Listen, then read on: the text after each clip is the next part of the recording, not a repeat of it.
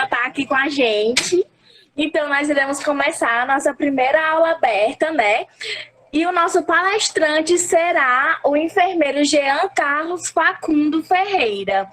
Ele é enfermeiro especialista em terapia intensiva e urgência e emergência. Ele é enfermeiro interventor do SAMU Fortaleza. Ele também é enfermeiro do Hospital Municipal de Caucaia e intensivista da Unimed Aeromédica e também facilitador do Núcleo de Ensino do SAMU Fortaleza, o NEP SAMUFOR, e é facilitador da JF Serviços Educacionais. A nossa aula tem por título Parada Cardiorrespiratória e Ressuscitação Cardiopulmonar em Suporte Básico de Vida. E agora a gente deseja a todos uma ótima aula e que o enfermeiro Jean esteja à vontade aqui conosco. Nós agradecemos o seu aceite e nós esperamos que essa aula seja proveitosa para todos aqueles que se inscreveram. Muito obrigada a todos. Pode ficar à vontade, Jean. Eu que agradeço. Pessoal, boa noite. Agradecer aí a doutora Juliana Freitas, a professora Mona Lisa, né, fez o convite. Dizer que é sempre uma honra a gente estar aqui discutindo protocolos, atualização de conteúdo e buscando mais conhecimento para uma assistência melhor. É sempre bom estar aqui discutindo um assunto tão gostoso quanto parada cardiorrespiratória, tá certo? Como é que vai ser? Esse material que eu vou utilizar é meu, mas vocês fiquem à vontade, ok? A gente vai discutir, eu acho que deve levar em torno de 1 hora, um pouco mais de 1 hora, vai depender de vocês. Vocês fiquem à vontade, a gente tem a mediadora e a colega, fiquem à vontade para fazer perguntas, que seja bem interativo, que seja um momento de troca de experiências, de interação, onde a gente vai trazer a importância do suporte básico de vida, ok? Na parada cardiorrespiratória, as atualizações das diretrizes de 2020 do Colégio, da Associação Americana do Coração. Vou falar um pouquinho para vocês aqui. Existem algumas diferenças com relação às diretrizes do Conselho Europeu de Reanimação, porque a gente pensa que a verdade única nossa é a verdade que a gente segue, né?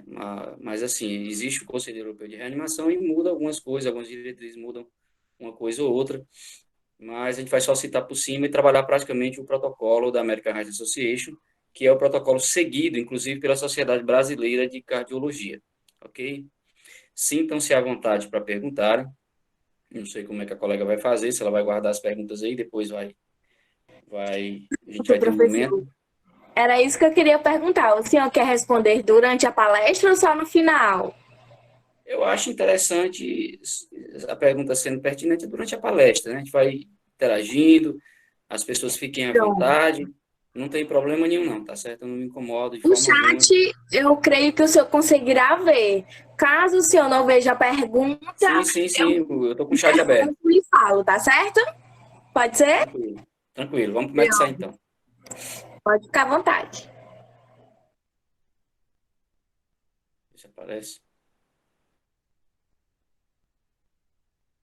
Está aparecendo para vocês o compartilhamento? Ainda não, professor. Espera aí, acredito que... Vou abrir aqui de novo. Vamos lá. Vou compartilhar aqui.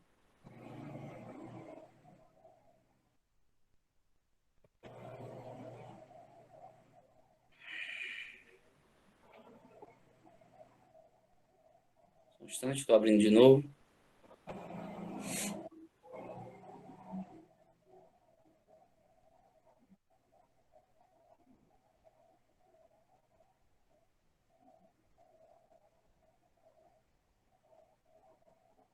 Agora está aparecendo.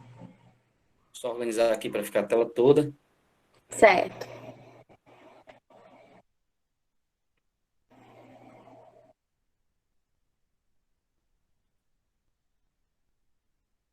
Tá ok para vocês? Tá tudo ok? Sim, professor. Ok. Pessoal, essa aula é minha, não tem conflito de interesse nenhum, não tem nada, então vocês podem ficar à vontade. Essa aula faz parte do material de um curso que a gente tem, que a gente dá para alguns profissionais de saúde. O curso é de manejo de parada cardiorrespiratória. A gente vai se atentar, nesse momento, ao suporte básico de vida. Bom, os guidelines, as diretrizes que eu segui, só para vocês ficarem cientes, são, obviamente, as diretrizes da Associação Americana do Coração, inclusive as diretrizes já atualizadas de 2020, ok? O Conselho Europeu de Ressuscitação, os guidelines, as diretrizes foram publicadas, inclusive, já esse ano, em 2021. Eu oriento a todos os profissionais de saúde que gostam de emergência, que querem se atualizar com respeito à parada cardiorrespiratória, deem uma lida desse material do Conselho Europeu de Reanimação, tem muita coisa boa. Obviamente, a Sociedade Brasileira de Cardiologia não poderia deixar de ser uma das nossas referências, né? A ASH, que é a American Safety Health Institute, ok? Também é uma referência que nós temos. Então, assim, a gente procura sempre as melhores evidências, as melhores referências, as atualizações para poder discutirmos esses protocolos com vocês. Bom, então não poderia começar diferente. Antes de falar de parada cardiorrespiratória, obviamente que a gente tem que entender o que é uma parada cardiorrespiratória, né? Existem algumas definições, eu sigo aqui, tá, na Associação Americana do Coração, e a parada cardiorrespiratória é definida como uma cessação súbita, né? Você cessou subitamente a função mecânica do coração, ok?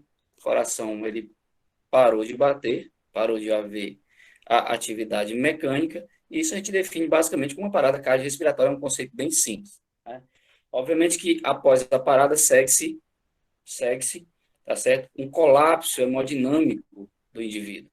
Então, o problema da parada cardiorrespiratória é porque, obviamente, ela é seguida de uma total desestabilização hemodinâmica do paciente, né? Uma nova atualização, um novo conceito, principalmente no que diz respeito ao suporte básico de vida, é que a parada é definida como ausência de pulso, não só como ausência de pulso carotídeo ou presença de Gasping, tá certo? A gente vai ver daqui a pouco todo o conceito.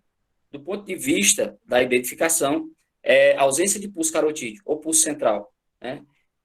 Ou presença de Gasping, já é uma definição de parada, ok? Então, obviamente que a gente sabe que a parada ela é a cessação dessa atividade mecânica, e do ponto de vista do reconhecimento, ela se apresenta para nós como ausência de pulso central, no caso aqui eu coloquei o pulso carotídeo, ou uma presença do gasping. Gasping, senhores e senhoritas, gasping não é respiração.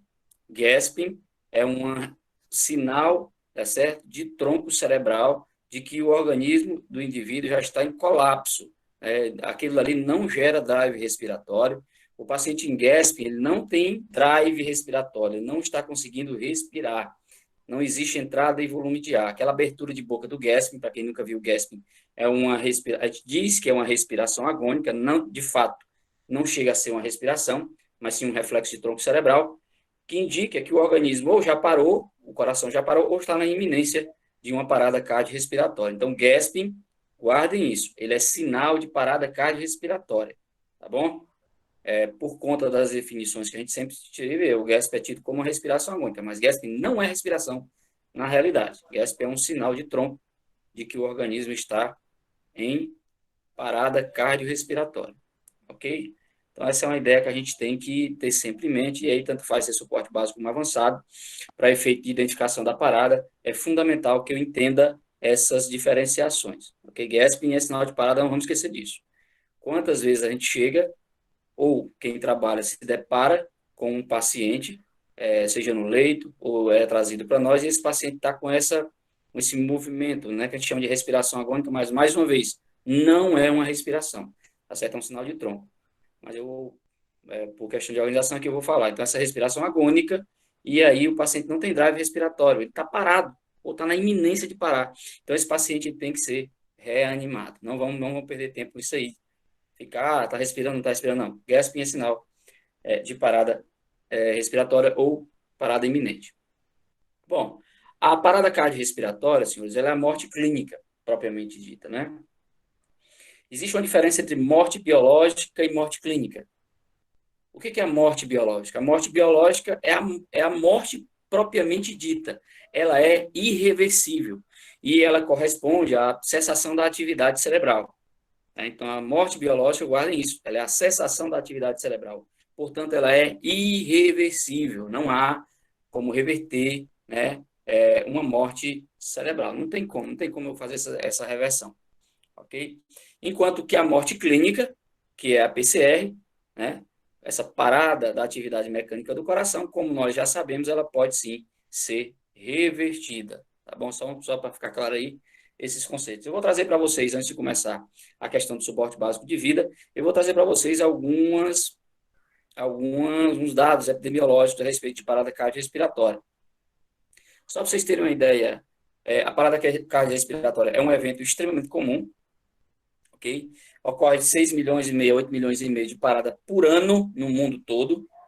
Isso é muita coisa, tá certo? É muita coisa, ok? Metade dessas pessoas tem menos de 65 anos de idade. Então, observem assim, a gente costuma pensar que a parada cardiorrespiratória ela é um evento que ela se dá no final da vida do indivíduo. O indivíduo já em idade avançada, com uma série de comorbidades, e aí ele acaba parando. Na realidade, senhores, a parada cardiorrespiratória, os estudos demonstram que ela tem uma prevalência grande. Mais da metade delas ocorre em pessoas com menos de 65 anos de idade. Né? Vamos ficar atento, então, a isso aí. Não é só o público idoso, aquele público cheio de comorbidades e acamado, que ele entra em parada cardiorrespiratória. A gente tem pacientes aí, ali que já são idosos realmente, mas que está no limite dessa definição de idade, de ser idoso, né? Bom, a gente tem muito dado americano, como vocês sabem, aqui no Brasil a gente carece de dados, de pesquisas, e aí fica aí a cutucada para vocês aí, que são dessas ligas, vocês podem pensar em fazer, obter dados, pesquisas, para obter esses dados. Seria muito interessante se a gente tivesse dados nossos, brasileiros, cearenses, mas a gente não tem. O que a gente tem é extrapolação de dados de outros países, principalmente dos americanos. Bom, nos Estados Unidos, em 2015, só para vocês terem uma ideia, ocorreram 315 mil casos de parada extra-hospitalar. Esse PCR-XH a gente vai definir como parada cardiorrespiratória no ambiente extra-hospitalar. Na Europa, a gente tem um número semelhante, né? 275 mil casos de parada cardiorrespiratória fora do hospital. No Brasil, a gente faz uma estimativa, já que a gente não tem dados concretos. E a estimativa é que a gente tem em torno de 220 mil paradas ao ano. Então, assim, é um evento extremamente comum para quem trabalha na emergência, tá certo? Então, é uma atividade, é uma circunstância que vocês que trabalham com emergência vão se deparar, tá certo? Rotineiramente no serviço de vocês. Bom, com respeito às causas da parada, as doenças cardíacas, as doenças coronarianas, principalmente o infarto agudo do miocárdio, ela aparece, tá certo? Como a que é mais prevalente, aquela que mais causa parada cardiorrespiratória. Então, ainda é a principal causa de parada respiratória ou cardiorrespiratória, o infarto agudo do miocárdio. Só para não esquecer, eu coloquei aqui, às vezes a gente pensa que o paciente só para por problemas cardíacos, em termos clínicos, né? Quando, na realidade, a gente tem um percentual grande de pacientes que entram em parada cardiorrespiratória por problemas neurológicos. Observem bem, né? A gente tem aí o paciente que tem um AVC. Quantos AVCs o paciente não fica tão grave que ele acaba evoluindo para uma disfunção cerebral e uma morte cerebral e também para uma parada cardiorrespiratória. Então, assim, é extremamente comum. É extremamente comum. Né? A gente tem 16% das paradas que ocorrem fora do ambiente extra-hospitalar, elas têm causas não cardíacas, mas sim neurológicas. Esse é um AVC, um TCE grave, e o paciente acaba evoluindo para uma parada cardiorrespiratória, dentre essas causas, obviamente. Bom, outro dado interessante que eu trouxe para vocês é que de todas essas paradas que acontecem, se eu considerar como um todo, 70% delas acontecem fora do ambiente hospitalar, ok? Então, a gente tem aí uma parada que, as paradas, na sua grande maioria, elas ocorrem em ambiente extra-hospitalar, né? E 80% desses 70% que ocorrem fora do hospital, 80% deles é com ritmo inicial chocável, que é a fibrilação ventricular ou a taquicardia ventricular sem pulsos, ok? Com respeito à sobrevida desses pacientes. Então, assim, pessoal, uma coisa que preocupa a gente, a ciência da reanimação ainda tem que avançar muito, melhorou bastante nessas últimas décadas, mas a ciência da reanimação ainda carece de maiores dados para que a gente tenha uma assistência realmente mais qualificada e tenha, como é que eu digo, prognósticos melhores para os nossos vítimas de parada. Vocês terem uma ideia, a sobrevida média do paciente após uma parada fora do hospital, estou trazendo para vocês aí, é de 7%. Então, assim, é terrível. A sobrevida ainda é muito pequena. Tá bom? A taxa de sobrevida, ela não é boa. É um evento que eu diria para vocês, ele é catastrófico. Ok? Ele é catastrófico. Bom, em média, aí, 25% dessas paradas que ocorrem fora do hospital, que são o maior número, tá certo? O paciente tem alta, só 25% deles tem alta. E assim, mesmo os que têm alta, pessoal, eles, na maioria das vezes, evoluem com déficits neurológicos, tá certo? Esse paciente ele não sai ileso da maioria dessas paradas que ocorrem fora do ambiente extra-hospitalar. Infelizmente, a gente carece de dados aqui no Brasil, mais uma vez, né? Mas são dados aqui americanos, mas a gente acaba extrapolando, né? Ok? E 1,2% dos pacientes que estão internados na UTI, eles vão evoluir para uma parada cardiorrespiratória. Então, atender parada cardiorrespiratória não é exclusividade do ambiente extra-hospitalar, pelo contrário. Principalmente o paciente que está na UTI, que é aquele nível de cuidado mais sofisticado, ok? Mais de 1% desses pacientes, eles vão acabar evoluindo para uma parada cardiorrespiratória, ok? Bom, de todos esses pacientes que evoluem para parada cardiorrespiratória, dentro do hospital, 50% tem retorno da circulação espontânea. E o motivo ele é simples. O paciente já está dentro do hospital monitorizado, a equipe médica conhece o quadro daquele paciente, via de regra já consegue identificar uma causa de parada pelo histórico que conhece do paciente, algumas vezes a parada é até assistida, ok? Então, assim, eu tenho uma taxa de retorno da circulação espontânea bem maior do que no ambiente extra-hospitalar. Então, o ambiente intra-hospitalar ele tem essas características. Eu tenho taxa de retorno da circulação espontânea maior, tá bom? Agora, só que vejam o seguinte, desses que voltam nas paradas do intra-hospitalar, pouco mais de um quarto, 25% tem alta. 75% morrem, tá certo? Então, ele voltou, mas ele para de novo, tá certo? E para de novo, e ele acaba que só 25% desses pacientes acaba tendo alta hospitalar, ok? E desses aí, graças a Deus, dos 25%, 82% tem um bom estado neurológico. A gente tem escalas que avaliam o estado neurológico das vítimas de parada cardiorrespiratória no pós-parada. Tem uma escala chamada escala de Rankin, depois vocês podem dar uma olhadinha, na literatura aí deve aparecer, se vocês pesquisarem, e a escala de Rankin, ela me permite avaliar se o paciente saiu da parada cardiorrespiratória e o nível de dependência que ele tem, né? Então, assim, é uma boa escala para a gente avaliar aí. Bom, entrando agora na nossa aula propriamente dita, só uma atualização para vocês. Quem olhou as diretrizes de 2020, tá certo? O Colégio, a Associação Americana do Coração, eles mudaram os elos, tá certo? Da cadeia de sobrevivência. Tanto os elos da cadeia de sobrevivência intra-hospitalar, como extra-hospitalar. Eu estou trazendo para vocês aí, essa primeira cadeia é a intra-hospitalar, né? No intra-hospitalar, o que eu tenho? Eu tenho uma vigilância. Vou já falar um pouco para vocês sobre o time de resposta rápida. A gente vai citar um pouco, vai pincelar um pouco sobre a importância do time de resposta rápida. E esse primeiro elo, que tem essa lupazinha aqui que eu estou mostrando para vocês, ele indica o elo de vigilância e prevenção, né? Isso é até questão de concurso, né? Vigilância e prevenção. Certo? No intra-hospitalar, não justifica o meu paciente entrar em parada cardiorrespiratória e não ter uma assistência adequada. Não justifica. E o motivo é simples. Esse paciente, via de regra, ele está monitorizado e ele está com uma equipe médica à disposição dele. Tá certo?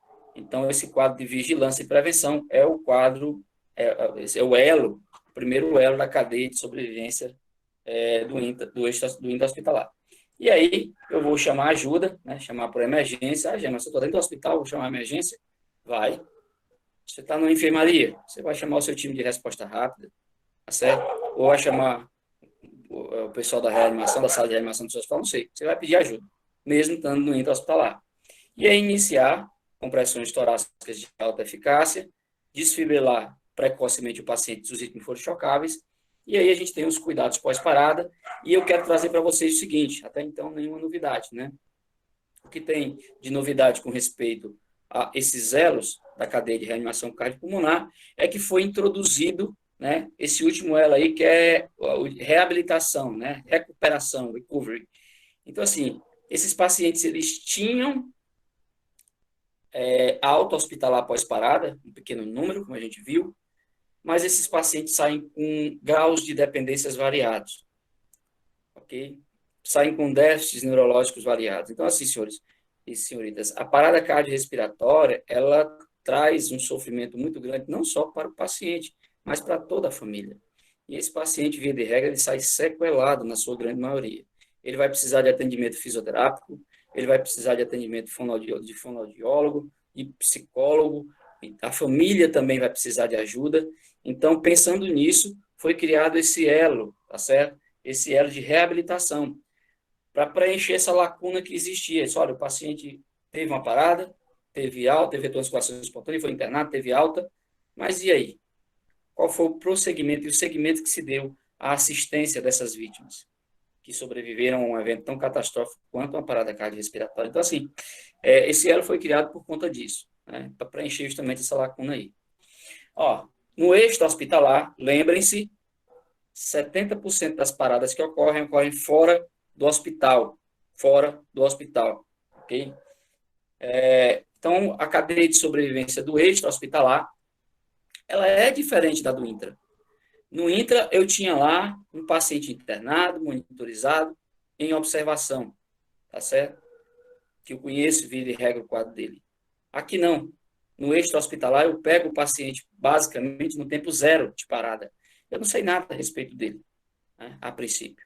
Então, esse primeiro elo aí que vocês estão vendo aí já é de você ativar o serviço médico de emergência, reconhecer a parada e ativar o serviço médico de emergência. Não esqueçam disso.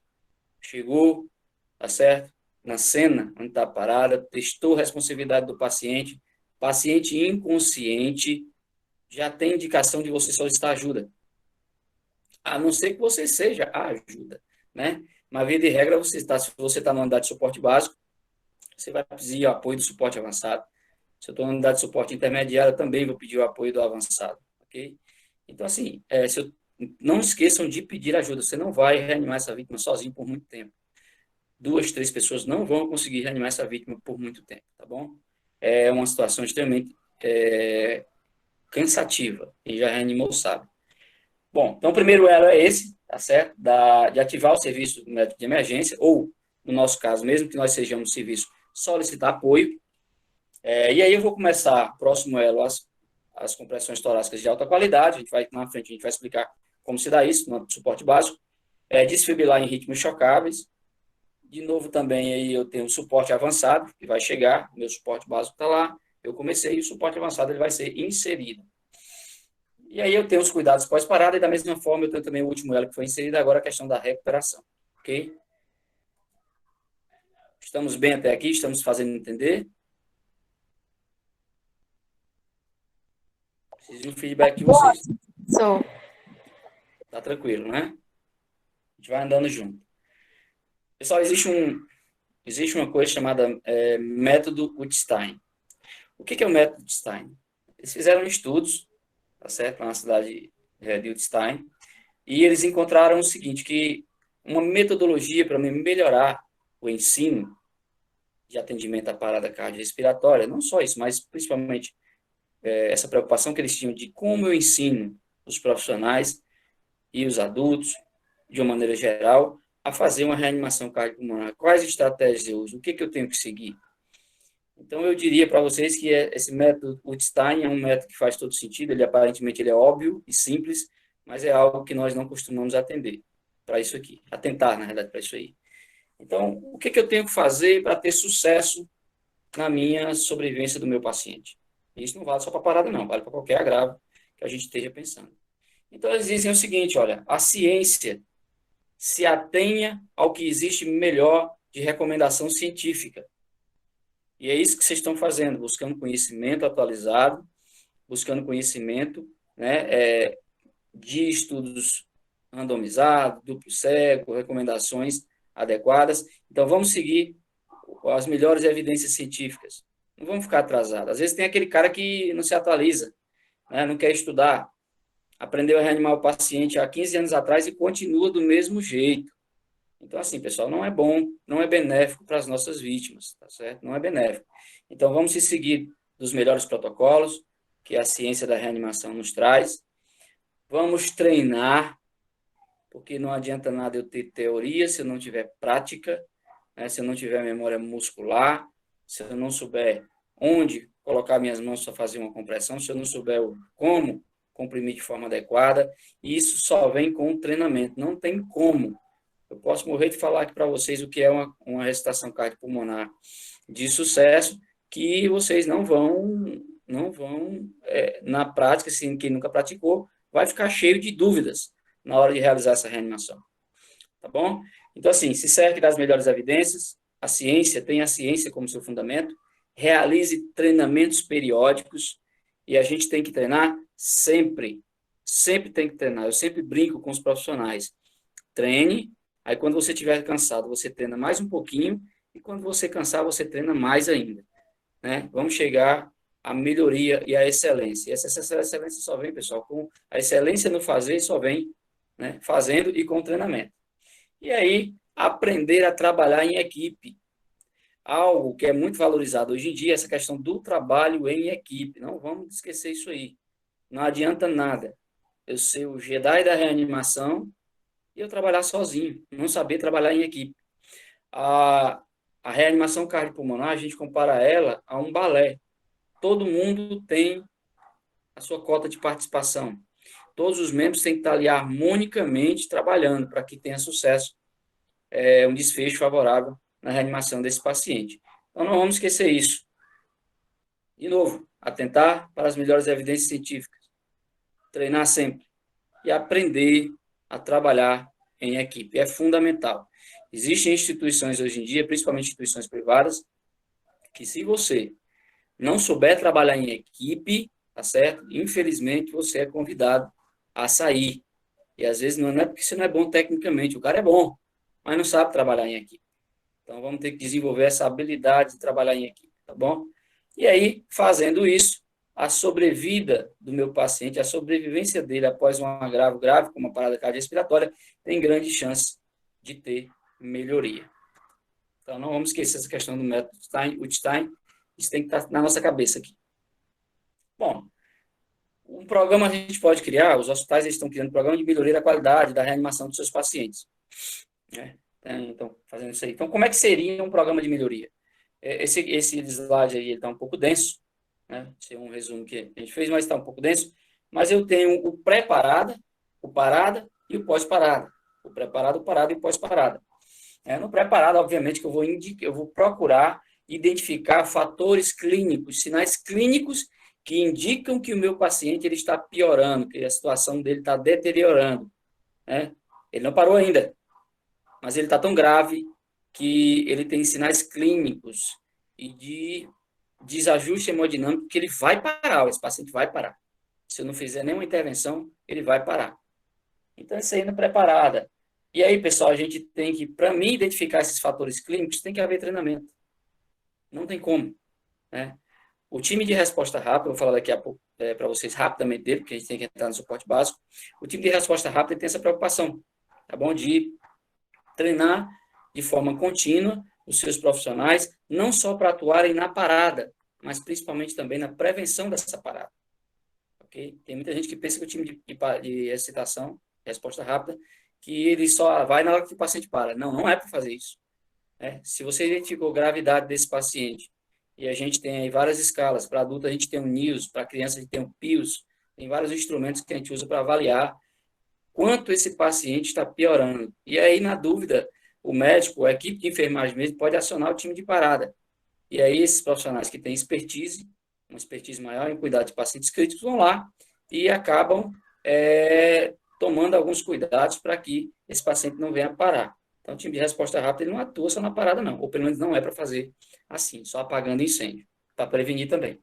Ok? E ele fala que você tem que treinar habilidades, tem que treinar simulação. É fundamental que vocês treinem em simulação. Tá bom? Tem que treinar em simulação. A ferramenta de simulação ela é hoje uma ferramenta indispensável na educação dos nossos profissionais de saúde, de uma forma geral. Então, vocês têm que treinar em simulação clínica, traumatológica, seja qual for, mas em simulação. E aí, treinar também com os equipamentos de vocês. Hoje, pela manhã, o professor Edson está aqui no grupo com a gente, está fazendo parte. Grande abraço, professor Edson, prazer tê-lo aqui. Eu e o professor Edson estávamos no Centro de Simulação Realística do SAMU Fortaleza, e a gente estava em treinamento com uma equipe de profissionais do SAMU, e a gente sempre destaca isso, é importante o treinamento, a aquisição de habilidades, e também treinamento em simulação. A gente coloca mesmo o pessoal para ir lá, simular atendimento, né? O mais real possível, para poder ver como eles reagem, e ali é um ambiente em que eles podem errar, porque da frente do paciente nós não queremos que haja erros. Na hora da parada, uma das atualizações que foi trazida, que nos dá um feedback interessante, é que eu posso utilizar o feedback audiovisual. Ou seja, o ideal é que eu tenha informações áudio de vídeo, que aquela reanimação que eu estou fazendo seja de qualidade. Então, eu tenho aí a capnografia, que não é uma realidade nossa, mas o pessoal da UTI. O capnógrafo ele é excelente para, não só para verificar se a minha reanimação está sendo qualitativa, uma boa reanimação, como também me diz precocemente se o paciente teve retorno da circulação espontânea pela capnografia. Mas aí a gente vai, em outro momento, a gente pode falar sobre suporte avançado, a gente se atém a isso aí, ok? A PA do paciente diastólica, se eu tiver aqui é um paciente UTI que está internado, que tem um catéter de monitorização invasiva, e aí eu consigo ver a PA diastólica dele, não é a nossa realidade, não vou me atentar no nisso, tá bom? Ok?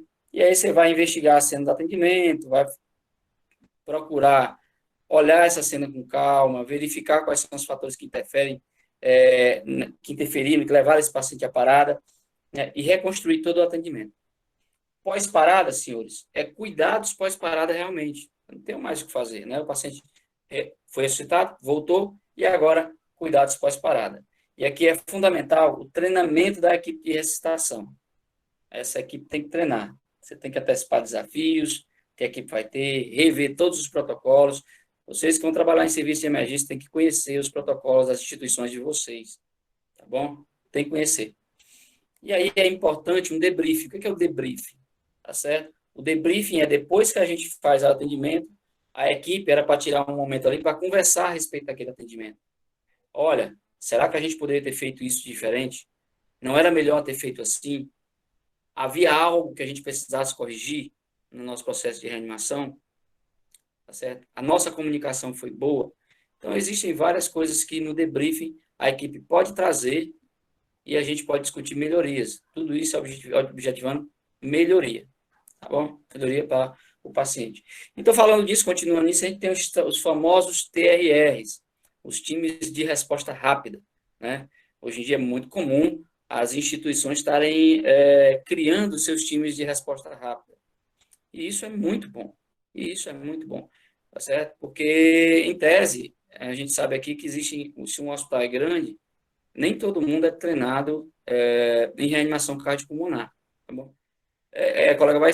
A colega disse que ia gravar e ia colocar disponível, e deixar disponível para vocês darem uma lida depois. Então, esse time de resposta rápida, tá certo? Ele é composto por profissionais que têm expertise, ou seja, experiência, tá certo? Em cuidar de pacientes críticos e intensivos à beira-leito. Mais uma vez, o time de resposta rápida não é só o cara que vai lá para o paciente estar parado e ele vai reanimar. Não, não é. Identificou que o paciente está deteriorando, apresenta sinais de instabilidade hemodinâmica constante, empeora, chama o time de resposta rápida. Tá bem? Na realidade, a prevenção seria um dos principais, talvez o principal objetivo da instituição do time de resposta rápida, né? Ei, parou, chama lá o time de resposta rápida. Não é esse o objetivo dele. Tá bom? Lógico que se o paciente parar, esses profissionais, eles são profissionais com alta expertise em reanimação cardiopulmonar. E aí essa equipe ela é multiprofissional. Ela é composta por enfermeiros, fisioterapeutas, médicos, técnico de enfermagem e por aí vai. Então, assim, é uma equipe multi, ok? Para vocês terem uma informação, 80% das paradas, o que justifica um time de resposta rápida, né? A gente já conversou. 80% das paradas, pessoal, elas apresentam 6 a 8 horas antes do evento da parada em si, o paciente começa a apresentar instabilidade hemodinâmica. E o objetivo do time de parada é esse também, identificar, certo? Na realidade, é a equipe que está cuidando lá na enfermaria, ou seja, vai verificar isso aí, existe instrumento para isso, vai chamar o time de resposta rápida, que eles vão atuar precocemente. Cada hora de atraso que você vai levar a transferir esse paciente grave para a UTI, vai aumentar em 1,5%, tá certo? A chance dele ter uma parada. E isso é muito bom para nós, é uma informação fantástica para a gente que trabalha no INTRA também. Por quê? O teu paciente está na tua enfermaria, está na tua sala de reanimação, está num setor que não é um setor intensivo, tá certo? E aí ele começa a piorar e tu posterga, tá certo? O encaminhamento desse paciente para uma UTI, para um leito de UTI. A gente sabe que na realidade não tem, na maioria das vezes. Mas o ideal é que esse paciente começou a agravar, ele seja levado para a UTI, onde ele vai ter cuidados intensivos para evitar justamente essa parada cardiorrespiratória. Uma das funções do TRR é essa, vai lá, avalia, esse paciente está deteriorando, esse paciente não pode mais ficar nesse setor, tem que ir para um leito de UTI.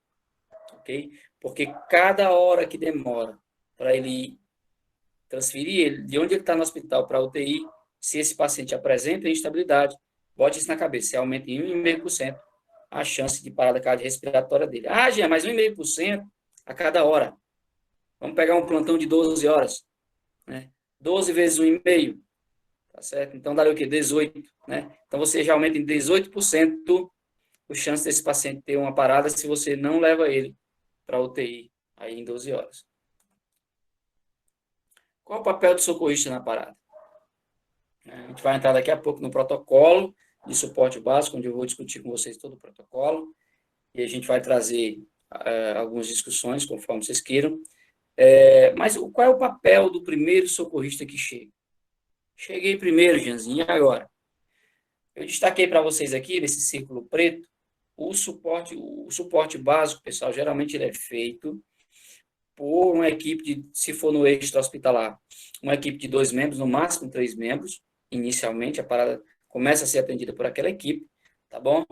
E aí vão se somando as equipes que vão chegando, principalmente suporte avançado. No intra-hospitalar, não difere muito. Se meu paciente está na sala de reanimação, eu tenho de 2, 3, 4 pessoas no máximo para começar a reanimar esse paciente. A primeira pessoa que chega, esse verdezinho que está no canto superior esquerdo, tá certo? Se ele é um profissional de saúde, ele vai verificar, se ele está fora do hospital, ele vai verificar a integridade da cena, se ela está segura para o atendimento. Ele vai pedir ajuda se ele está fora do hospital, porque ele não vai reanimar só ele e o outro colega, tá certo? E ele vai iniciar as compressões. Então, a sequência é sempre essa. Se eu sou o primeiro a chegar, eu vou chegar, tá certo? Identificar a inconsciência do paciente, já vou pedir ajuda, e aí depois eu posso checar pulso e começar as compressões. Chegou o segundo profissional, esse segundo profissional que chegou, ou era o meu companheiro, eu já peço ele para pegar um desfibrilador. Cara, vai lá na ambulância e pega o desfibrilador, pega o DEA, né, que é o desfibrilador automático externo, e ele já traz esse DEA. Quando o DEA chegar, ele tem prioridade, a gente vai ver daqui a pouco, você vai instalar esse DEA, checar se o ritmo é chocável ou não, e aí, a partir do que for lido, ou vai chocar ou não, e vai continuar o processo de compressão e ventilação com essas duas vítimas. E vai chegando, ao chegarem mais pessoas, aí eu vou acrescentando funções, né? Alguém vai revezar com a pessoa que está comprimindo, alguém vai para essa via aérea fazer ventilação. Então, pessoal, via de regra, quando você tem 2 pessoas para reanimar, elas têm uma limitação grande aí, porque uma vai comprimir e a outra vai ventilar, e elas vão ficar revezando, tá bom? Lembrando que a prioridade era já pedir ajuda e trazer o DEA, instalar o DEA precocemente. E assim, o ideal é ter pelo menos 3 pessoas. Dá para fazer com 2? Dá. Mas é um pouco mais sofrido. Não tem problema nenhum com 2, dá. E é o que acaba acontecendo no SAMU. A básica geralmente só tem 2 membros. E aí eles começam a reanimar e reanimam tranquilo. E aí vão chegando os membros da equipe e a gente vai somando funções e atribuições. Não vou meter muito, daqui a pouco a gente vai ver. Isso aí é uma sugestão de como deveria ser uma equipe de reanimação cardiopulmonar. Vejam essa figura. Essa figura é da Associação Americana do Coração, da AHA, e ela é uma sugestão, ela não é uma obrigatoriedade. A quantidade de membros que vão reanimar depende da tua equipe, do tamanho da tua equipe, da disponibilidade de profissionais no teu hospital. Vocês vejam aí que aí é uma sugestão, né? Esse verde aí é o compressor, a pessoa que realiza as compressões, fica localizado do lado da vítima, do tórax da vítima. A pessoa que vai manusear o desfibrilador, tá certo? Ou o DEA, deve ficar do outro lado e ele vai revezar com esse compressor, tá bom? As compressões. Eu preciso de uma pessoa somente na via aérea, para manuseio de via aérea, né? Preciso de uma pessoa para medicação e acesso. Preciso de uma pessoa também para marcar o tempo. Isso aqui é fundamental. Tem que ter alguém para marcar o tempo, senhores. Quantas vezes numa reanimação, tem hora lá que a gente está tão perturbado que a gente não sabe mais quantos ciclos foi, né? Onde é a adrenalina, agora não é, no próximo ciclo não é. Então tem que ter alguém controlando isso aí. Ah, Jean, mas o médico faz. Mas às vezes o colega se atrapalha porque ele tem muita atribuição, né, já. E aí, na parada. E aí tem que ter alguém nesse tempo, pessoal. Não tem como abrir mão disso aí. Okay? E, via de regra, tem um líder que o líder era para estar fora da parada. O líder não era para fazer compressão, o líder era para estar fora. Pensando, organizando esse time de parada, tentando dar um feedback da qualidade do atendimento para essas pessoas e ali pensando, se for um médico, no caso, a maioria das vezes é o profissional médico, se for uma parada por assistolia AESP, um ritmo chocar, pensando nas causas reversíveis e por aí vai, tá bom? Então, isso aí é só uma sugestão que a AHA traz. A gente sabe que nossa realidade não é essa, é bem diferente. Vamos entrar no suporte básico de vida, finalmente. Vocês viram que eu passei peço perdão pelo tempo, tá bom? Mas a gente acha importante esse preâmbulo, eu acho importante essa pré-discussão para poder inserir a gente ao tempo que o pessoal vai chegando e a gente vai esquentando aqui para falar de suporte básico de vida. Senhores, esse guideline, esse fluxograma que eu trouxe para vocês aí, já é do Conselho Europeu de Reanimação. Por que eu coloquei ele aí? Eu coloquei ele aí pelo seguinte: o Conselho Europeu de Reanimação, que faz parte da WILCOR, que é uma grande aliança internacional que abrange diversas instituições pelo mundo, com respeito à ciência da reanimação cardiopulmonar, inclusive a AHA e o Conselho Europeu de Reanimação estão dentro.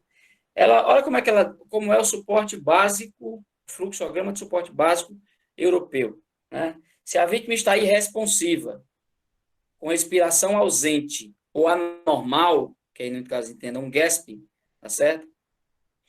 Se ela está assim, você chama o serviço de emergência e já comprime.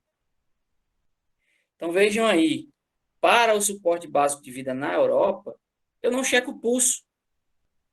Não há necessidade de checar pulso. Está irresponsivo. A respiração está ausente. Não vi ali movimentos respiratórios.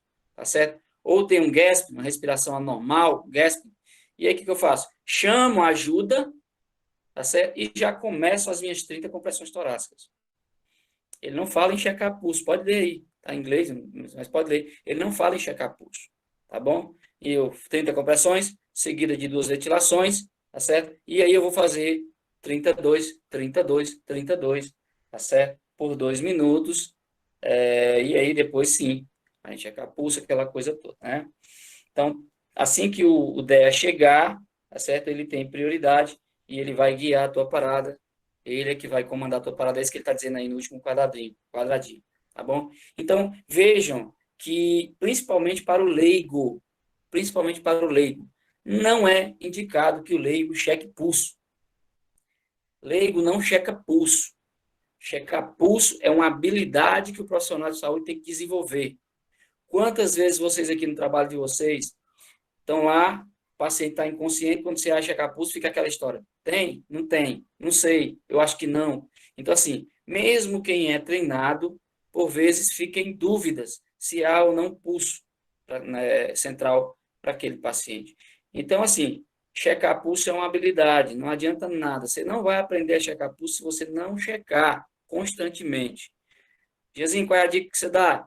Pega o teu paciente que está bem assim, que não está em parada, tá certo? Vai lá e checa o pulso dele. Aprende a checar pulso. Se acostuma com os marcos anatômicos, se acostuma com a qualidade, a frequência desses pulsos, e aí você consegue distinguir melhor, tá certo? Mas cheque pulso, não tem outra história, cheque pulso. Mas treine para isso. Lembrem lá do modelo de Wittstein, treinem sempre, pratique, ok? E aí a gente usa o paciente que não está em parada realmente para ver a qualidade do pulso, obviamente, tá bom?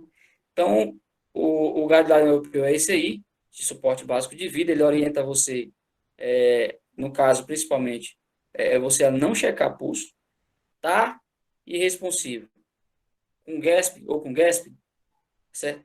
Tá irresponsivo, não respira ou com gasp, reanimação, reanimação, tá bom? Checar pulso é uma habilidade. Quem checa pulso é profissional de saúde e treinado, tá bom? Outra coisa a respeito do leigo, que eu não falei ali, o leigo também não é orientado, tá certo?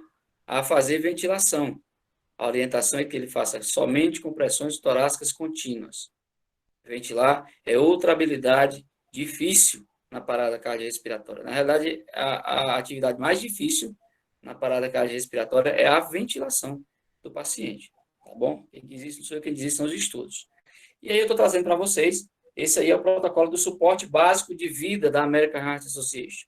Vamos discutir esse protocolo, vamos esmiuçar esse protocolo, e eu quero que vocês vão trazendo a participação de vocês à medida que eu vou falando. Não entendeu? Tiazinho, explica isso aí, cara. Não estou entendendo o que você está falando. Tá bom? Ora, a parte de cima desse protocolo diz o seguinte, olha, vamos verificar a segurança de cena. Isso aqui se dá principalmente porque eu estou falando de suporte básico de vida. Tá certo? Suporte básico de vida, mas às vezes a gente está se referindo a um ambiente extra-hospitalar. Jean, não faz suporte básico de vida no INTRA, não? Faz. Você inicia por ele. Sempre inicia-se pelo suporte básico. Mas, tá certo? Via de regra, é uma coisa que acontece no ambiente extra-hospitalar. Portanto, a primeira coisa que você vai fazer é verificar se a cena está segura para você chegar até aquela vítima e começar o atendimento dela, tá bom? Cheque por responsividade, a gente vai ver daqui a pouco como é que faz isso, tá certo? Ative o serviço médico de emergência, tá certo? E uma atualização que ele traz aqui é que você pode pegar, no caso, principalmente o leigo, chegou, identificou que a pessoa está irresponsiva, já pega o celular dele, dispositivo móvel, bota no Viva Voz, liga para 192 e segue as orientações do médico regulador, da central de regulação. Segue as orientações, tá bom? E aí ele vai seguindo as orientações e já começa as compressões. Então a orientação que eles trazem é isso. O leigo, ele não precisa checar pulso, chegou lá, identificou a irresponsividade da vítima, a vítima não está respirando, já começa as compressões, mas aí já pediu ajuda, bota o celular lá no Viva Vozinha, pede ajuda à central de regulação, 192, e vai seguindo as orientações de como realizar as compressões, tá bom? Isso é uma atualização que chegou agora no protocolo, ele traz, acho que 2019, né? Ele traz isso aí que você tem essa opção. Você não precisa sair do local para ativar o serviço médico de emergência. Se eu tenho um celular, ligo 192 para o Viva Voz e eu mesmo começo a reanimar a minha vítima. Bom, e aí, cheguei, verifiquei que minha vítima, a cena está segura, minha vítima está irresponsiva, tá certo? E não respira, tá certo? Eu vou começar a reanimação dessa vítima, não tem o que fazer, né? Vou começar a reanimação. Eu tenho 2 caminhos, ok? Na verdade, eu tenho 3 caminhos. Olha aqui o protocolo. Se a vítima está normal e respirando, tá certo? E com pulso, você vai monitorizar essa vítima. Na verdade, você vai terminar a sua avaliação dessa vítima. Eu cheguei. A vítima, a princípio, não me respondeu. Ela não me respondeu, tá bom? Ativa o serviço médico de emergência, tá certo? Peço para trazer um DER. Olha, traz um desfibrilador aí, que essa vítima aqui está parada. Eu vou começar alguma coisa aqui, mas tem que ter um desfibrilador para ela. E aí, se a respiração dela está normal, tá certo? Você vai monitorizar ela, ok? E vai terminar a sua avaliação. O outro caminho ela não está normal, tá certo? A respiração não está normal, mas tem pulso. E aí ela não está respirando. Se ela não está respirando, obviamente eu vou ter que entrar com ventilação por pressão positiva.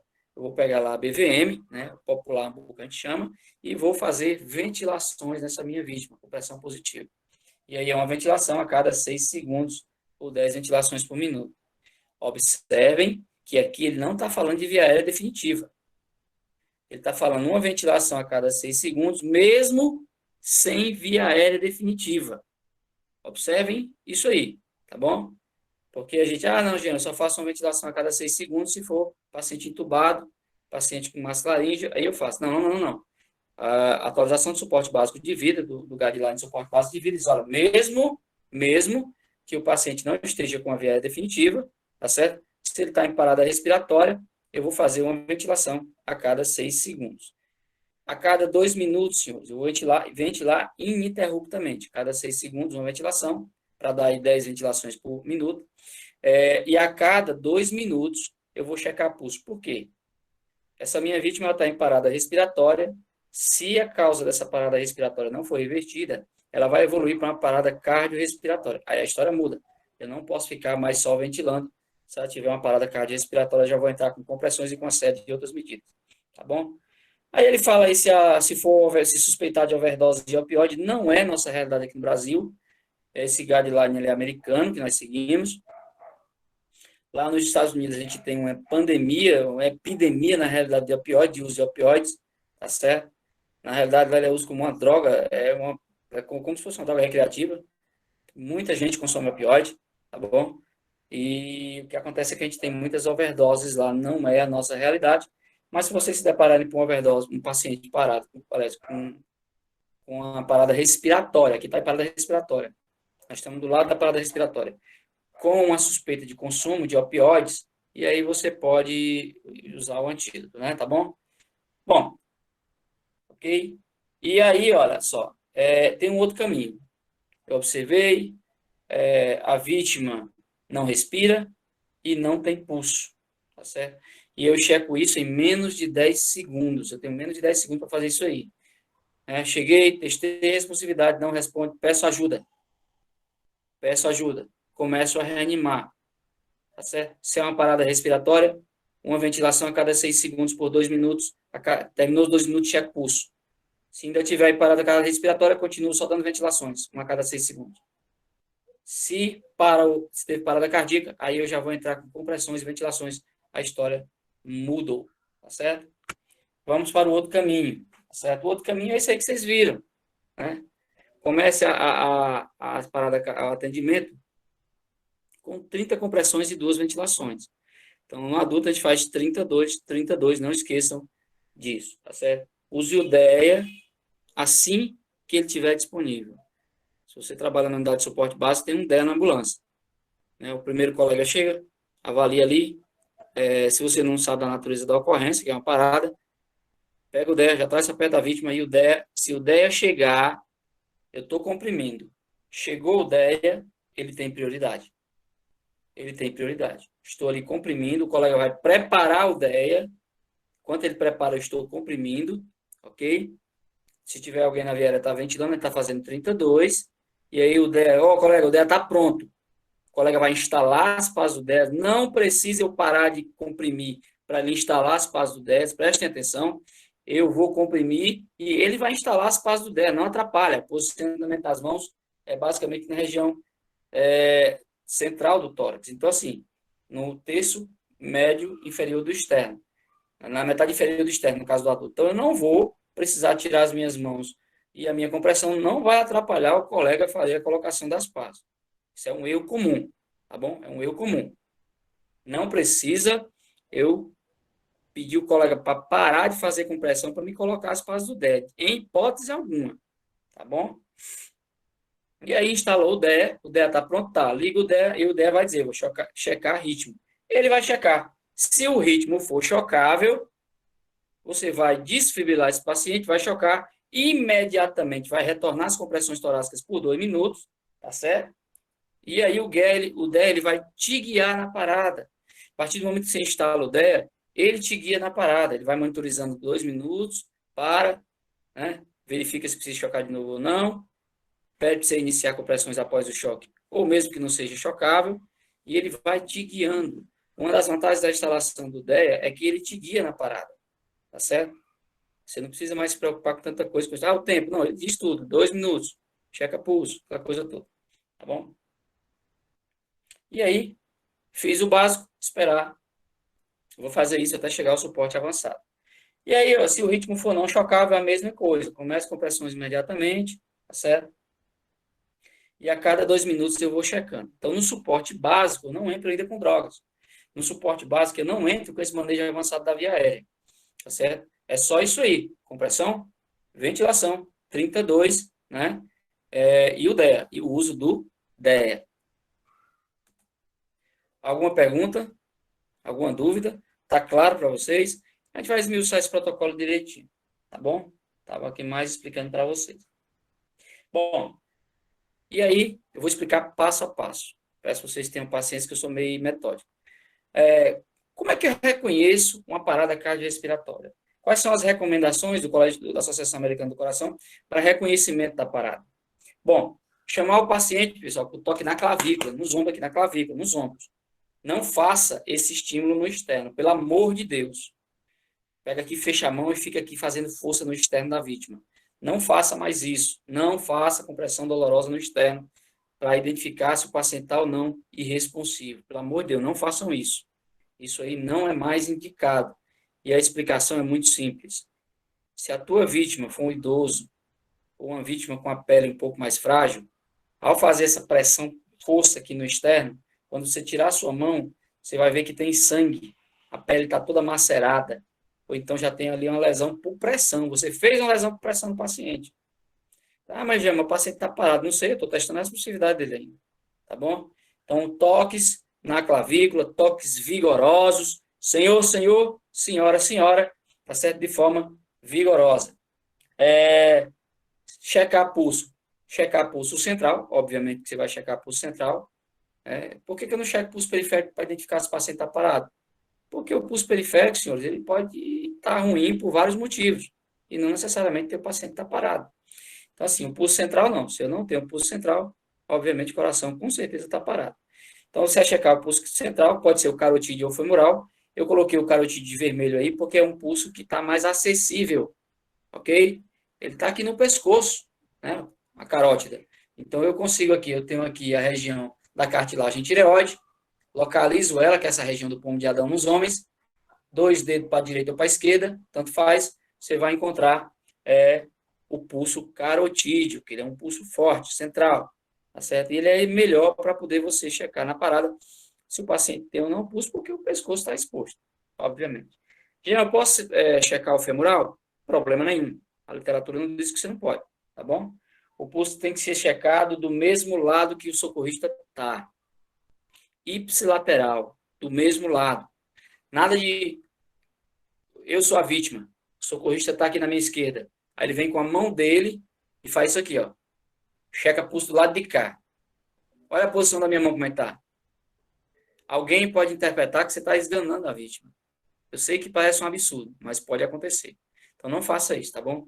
Do mesmo lado, nem é fácil, é até mais difícil checar dos lados contrários que você está. Ok? E aí, chequei responsividade.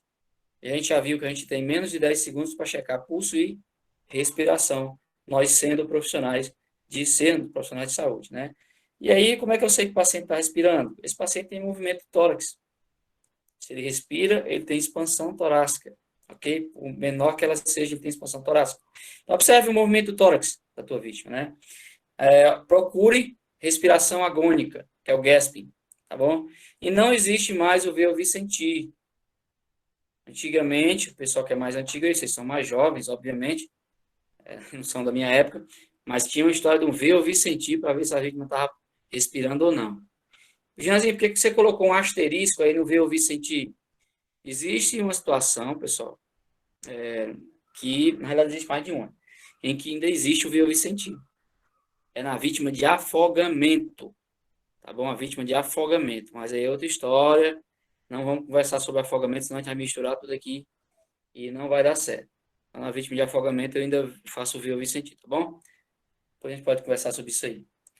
Ora, identifiquei a ausência de responsividade, chequei pulso e respiração simultaneamente em menos de 10 minutos, e aí o meu paciente, tá certo? Como é que eu reconheço isso? Ausência de pulso, ausência de respiração, paciente parada cardiorrespiratória, inicio as manobras de reanimação. Existem algumas recomendações que eu quero explicar para vocês aqui. Algumas são atualizações que vieram agora em 2020. Se a vítima estiver inconsciente, sem resposta, com respiração ausente ou anormal, o leigo, ele não checa pulso. Já vai logo presumindo que a vítima está parada. Leigo não checa pulso. O paciente parado para ele é inconsciente, sem resposta, com respiração ausente ou agônica. Está parado. Para ele não precisa checar pulso. Se a vítima estiver inconsciente, sem resposta, Com respiração ausente, o profissional de saúde deve checar pulso. Ele deve. O leigo não. Parada para o leigo, não precisa ele checar pulso, porque ele não sabe checar pulso. É uma habilidade, tá bom? E se nenhum pulso for definido, você deve assumir as manobras de reanimação. Outra recomendação é o seguinte, todo socorrista leigo, ele deve aplicar compressão torácica, tá bom? No mínimo, no mínimo. A orientação que a gente dá para esse dia, pessoal, é que a população seja treinada. Isso aí é um papel que a gente tem. A gente, como profissional de saúde, tem um papel social grande, ok? E tem que treinar. Tem que treinar essas nossas vítimas de aliás, a população, para que elas deem esse primeiro atendimento. Deixa eu jogar para vocês. Sabe por que aqui no Brasil é tão ruim, às vezes, o prognóstico das paradas? A gente não tem uma ampla disseminação disso aqui que a gente está vendo. Não precisa ser tão profundo. Eu estou falando basicamente de ensinar a comprimir, identificar e comprimir. Tá certo? E a gente só vai ter sucesso se a gente tiver uma participação de toda a sociedade civil. A responsabilidade pela reanimação de um paciente não deve ser só dos serviços de saúde, deve ser compartilhada com a população. Então, a gente tem que ter uma população treinada nesse primeiro atendimento, tá certo? A gente tem que ter disponibilidade de ideias em áreas com grande fluxo de pessoas, para que realmente a gente tenha melhora nessas reanimações e no prognóstico das nossas vítimas. O tempo-resposta, pessoal, do SAMU Fortaleza, não me lembro, acho que é 17 minutos, em média, para as ocorrências. Então, o paciente que está parado 17 minutos para ele, a gente sabe que a cada minuto que passa, a sobrevida dele cai em 10%. Então, o paciente que já está parado 10 minutos, a sobrevida dele é quase zero. Tá certo? Mesmo que ele tenha chance de retorno, mesmo que ele tenha retorno da circulação espontânea, esse paciente vai evoluir para um ME, para uma morte cefálica. Então, assim, deveria ser uma responsabilidade compartilhada. A população bem treinada em suporte básico, a disponibilidade de ideias em locais de grande circulação, já haveria esse primeiro atendimento, mesmo feito por um leigo, e quando o serviço de emergência chegasse, esse paciente já estaria sendo comprimido, no mínimo. Okay? Então, isso é uma responsabilidade também da comunidade como um todo. E a gente sabe que ela não é treinada e acaba não tendo, a gente não acaba tendo melhoria com relação a isso. Ok? Depois de identificar a parada, o socorrista solidário deve primeiro ativar o serviço médico de emergência. Quem vai fazer prova aí? Eu vou. Né? Então, assim, checou responsividade, está inconsciente, não vai logo fazer compressão, a não ser que você seja um socorro. Né? Você vai primeiro ativar o serviço médico de emergência, se você está principalmente no ambiente intra-hospitalar. Só depois você vai checar pulso, tá certo? E reanimar o teu paciente. O checar pulso não é depois de você testar a responsividade. Primeiro você testa a responsividade, está inconsciente, já pede ajuda, já chama o serviço médico de emergência. Aí depois você checa pulso e verifica se o paciente está parado, em parada cardiorrespiratória ou respiratória, e aí vai atuar conforme a situação do paciente. Bom, outra recomendação é que os leigos iniciar ICP em caso de parada presumida. Ou seja, é aquela história. O leigo, ele não tem a habilidade que nós temos. Então, para ele, se ele testou a responsividade, não responde. Olhou ali, o cara não sei se está respirando, começa as compressões. Jean, mas e se o cara não tiver parado? Os estudos demonstraram que o prejuízo, em caso dele não estar parado, é muito menor, e eu reanimar um cara que não está parado, né? É muito menor do que se eu deixar de reanimar uma vítima que esteja parada. Então, o risco-benefício é muito maior. Aliás, o risco-benefício é muito menor, o risco é menor em relação ao benefício, se eu realizo as compressões. Mesmo o paciente não estando parado. Porque o leigo ele não vai saber qual certo, né? Ele vai bater no ombro da vítima, está inconsciente, está respirando ou não, ele não vai saber direito, pode até saber que não, e ele vai começar, para ele já tem que presumir que está parado e começar as manobras de reanimação cardiopulmonar. Bom, agora o leigo treinado, não, esse leigo treinado é um cara que, Jean, leigo treinado, tem uns leigos que tem algum treinamento. Então, ele já pode fazer também uma ventilação, tá bom? Bom, nós, profissionais de saúde, temos que fazer compressões, né? Sempre iniciar com compressões, ok? Sempre devemos iniciar com compressões. Janzinho, por que tem que sempre iniciar com compressão? Não posso começar a ventilar logo, não? Algumas circunstâncias você ventila logo. Não é o nosso caso aqui. Não vou me deter a essas circunstâncias. No caso, é o afogado, por exemplo, eu tenho que dar 5 ventilações de resgate e depois é que eu vou pensar nessa história das compressões. Mas, nesse caso aqui, não. Nesse caso aqui, via de regra geral, você vai iniciar com compressões. Deixa eu perguntar uma coisa a vocês. O que é mais importante numa parada cardiorrespiratória? Quais são as intervenções mais importantes para o meu paciente em parada cardiorrespiratória? Quais são? Vamos aí, participe. Pode colocar no chat se quiser.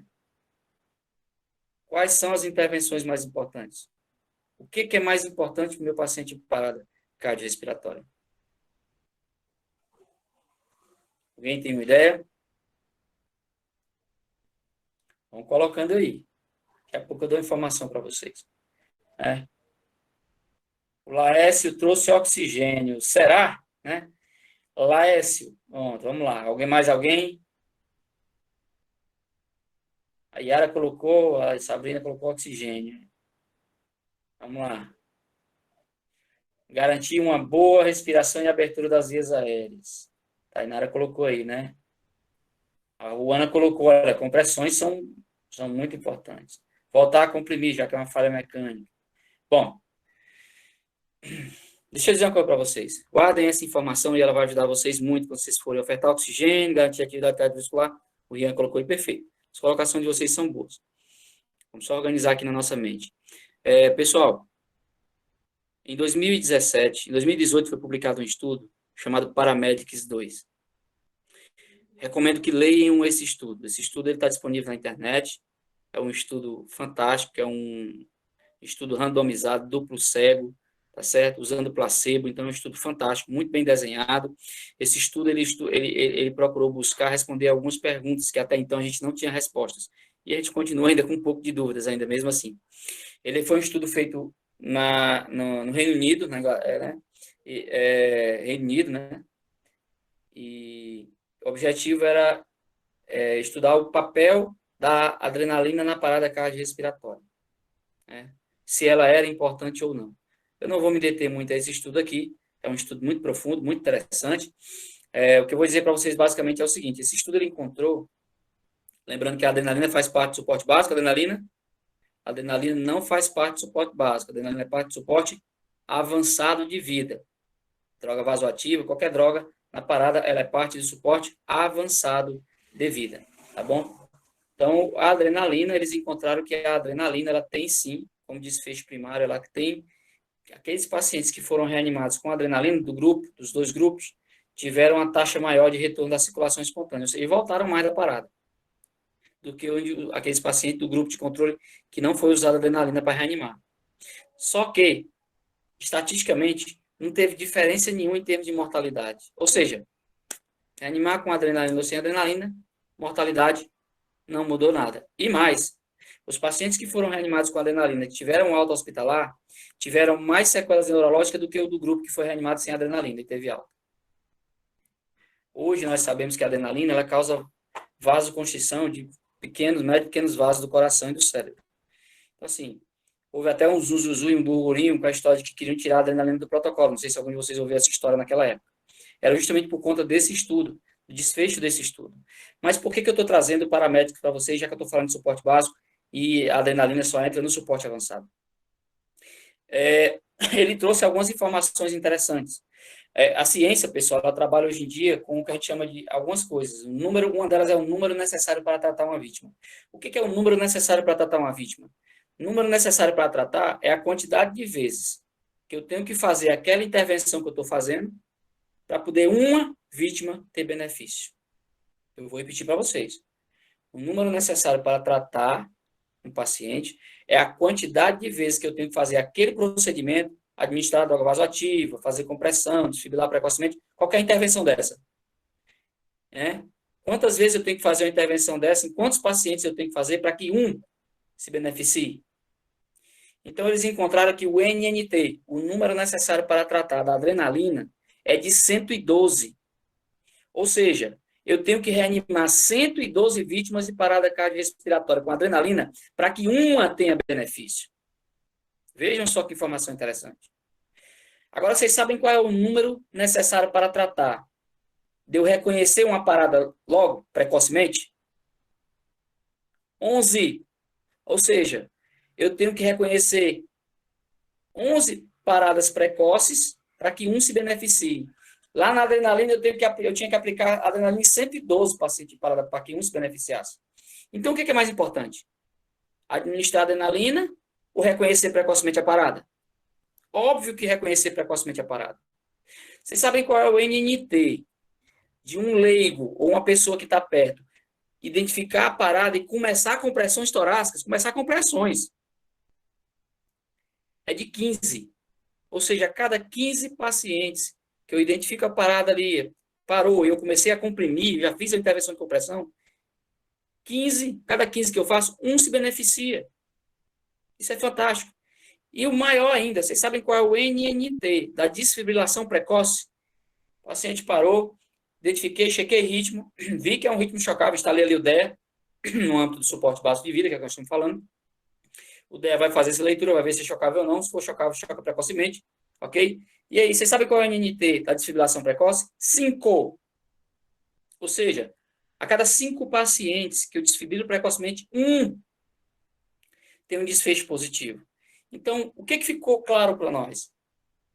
O que ficou claro para nós é que o mais importante em atendimento de parada cardiorrespiratória é desfibrilação precoce nos ritmos chocáveis, né, uma identificação rápida da parada, início rápido de compressões e uma desfibrilação precoce no ritmo chocável. É isso que é importante. E todas são intervenções do suporte básico de vida. Todas são intervenções de suporte básico de vida. Então, o suporte básico de vida é fundamental. Não tem o que dizer em contrário. Tá bom? Então, só para colocar na cabeça da gente isso aí. Né?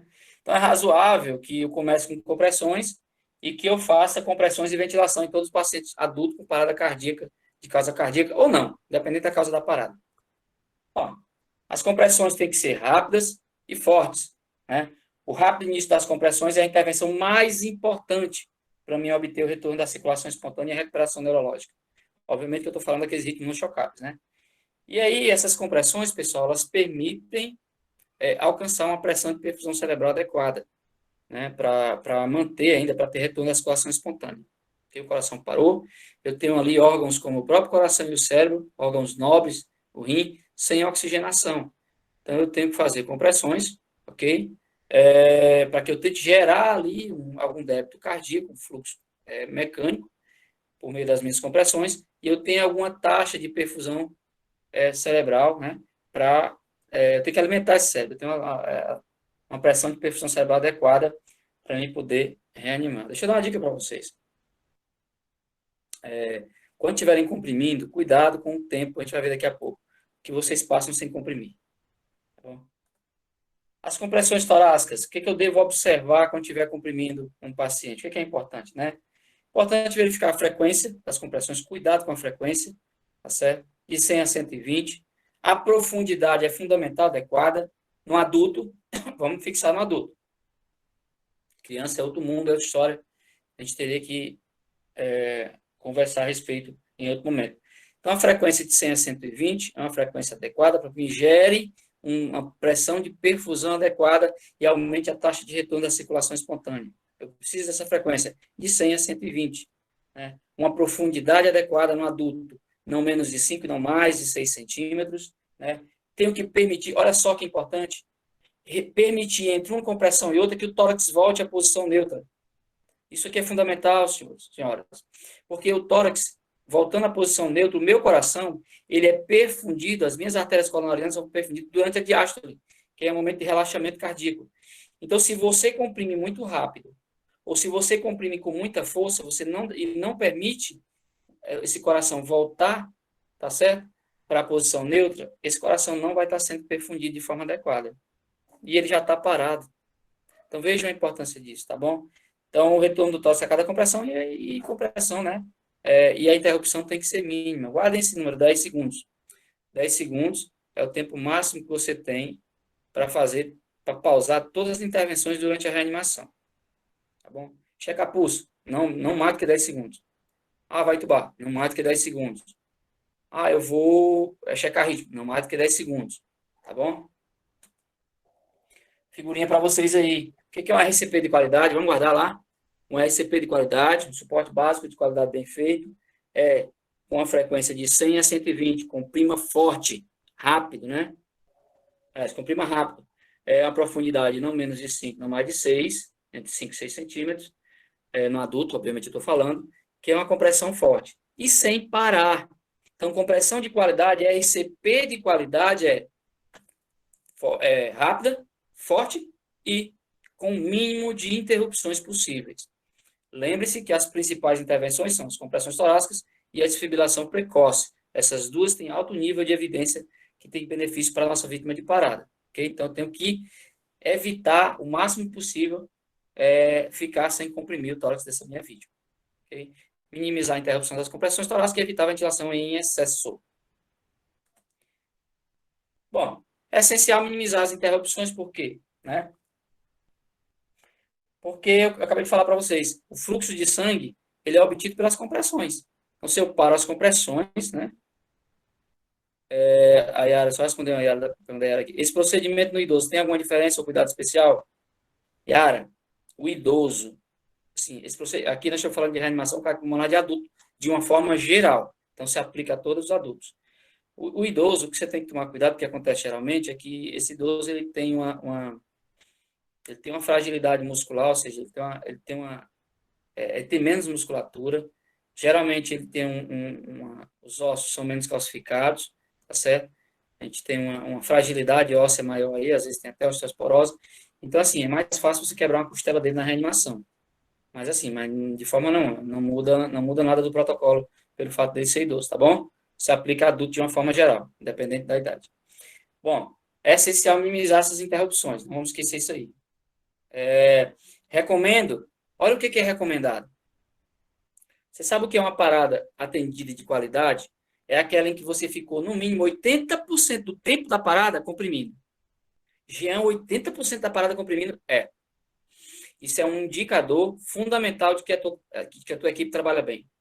Essa frequência de compressão torácica, que eu botei FCT, para poder resumir, para não ficar muito extenso o slide, é justamente a frequência, o tempo que eu passo só fazendo compressão, do tempo total de parada.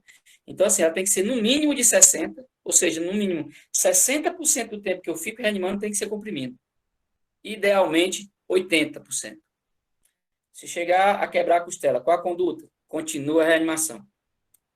Não muda nada. Tá certo? Esse paciente está em morte clínica. Lembra que eu falei no início que a parada cardiorrespiratória é o que a gente chama de morte clínica. Então, assim, ele já está morto. Tá certo? O que eu estou tentando é fazer com que tenha retorno da circulação espontânea e que esse paciente volte à vida. Então, assim, não adianta o que eu vou parar para tratar a costela? Ele tá parado, em parada cardiorrespiratória. Ele não está sentindo dor, tá certo?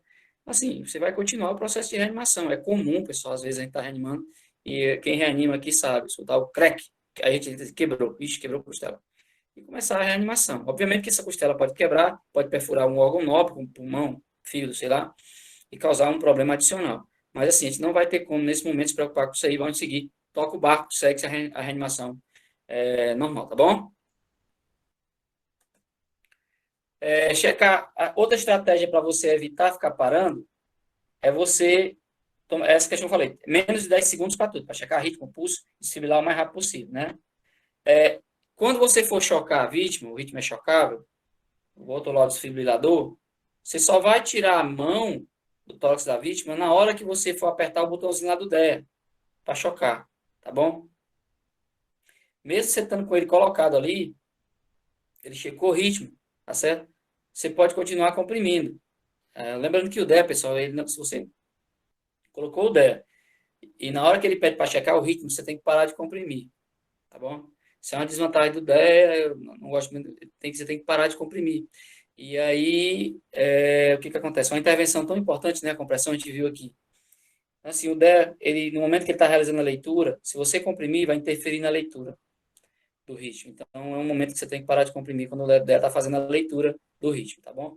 Mas tente pausar o máximo possível. Somente no momento de desfibrilar que você vai... ele checou o ritmo. Vai comprimindo ali. Quando ele disser que é para chocar, aí você choca, certo?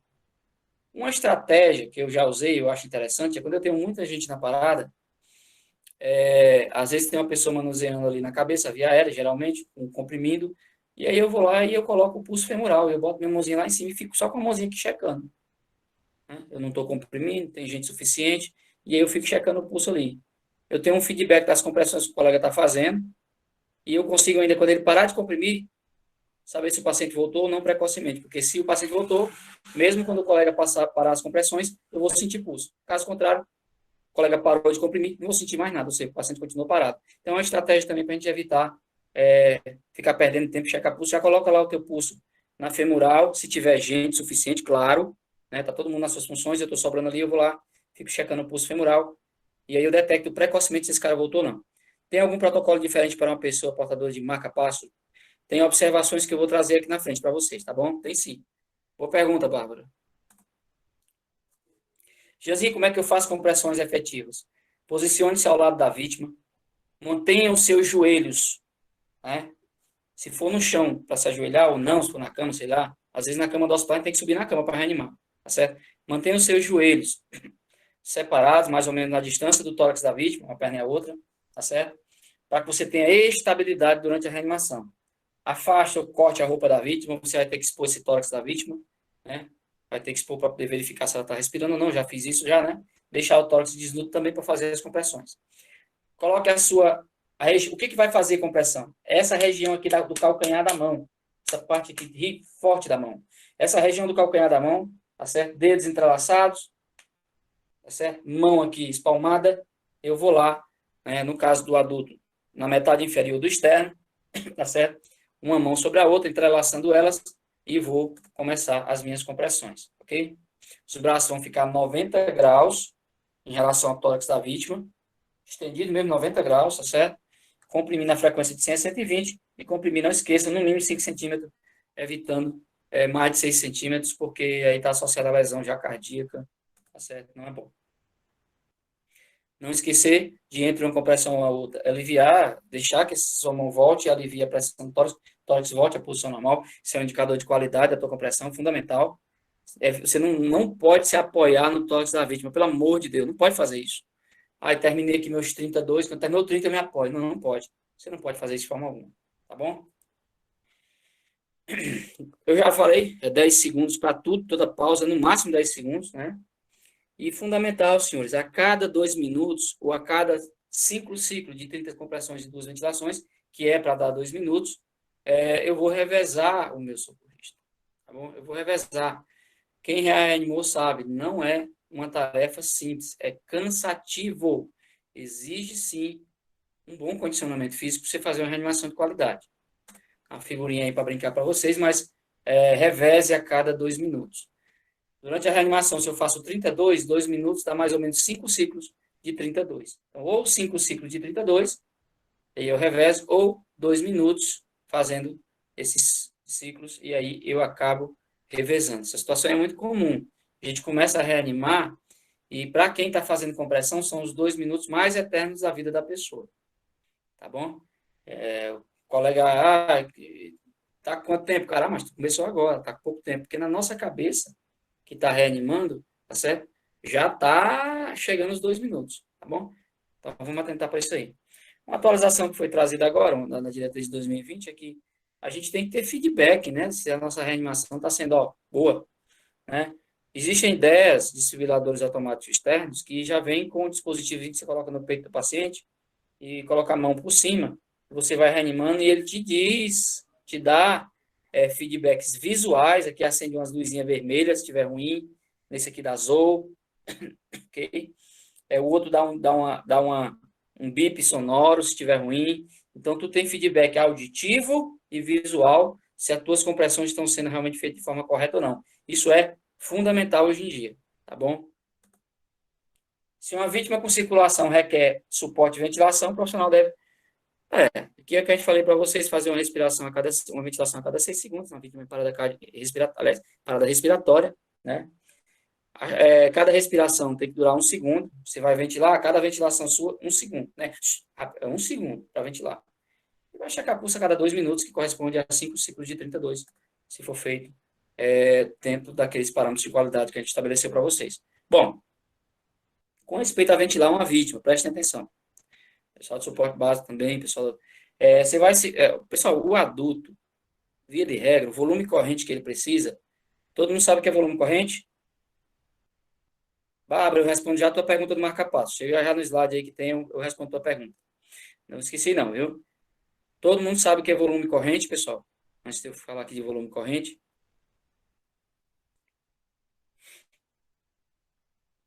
Não, né, Luiz Henrique? Bom, o volume corrente é a quantidade de ar que entra e sai quando eu respiro. Então, na minha inspiração, entra um volume de ar, e essa mesma quantidade de ar ela sai na expiração.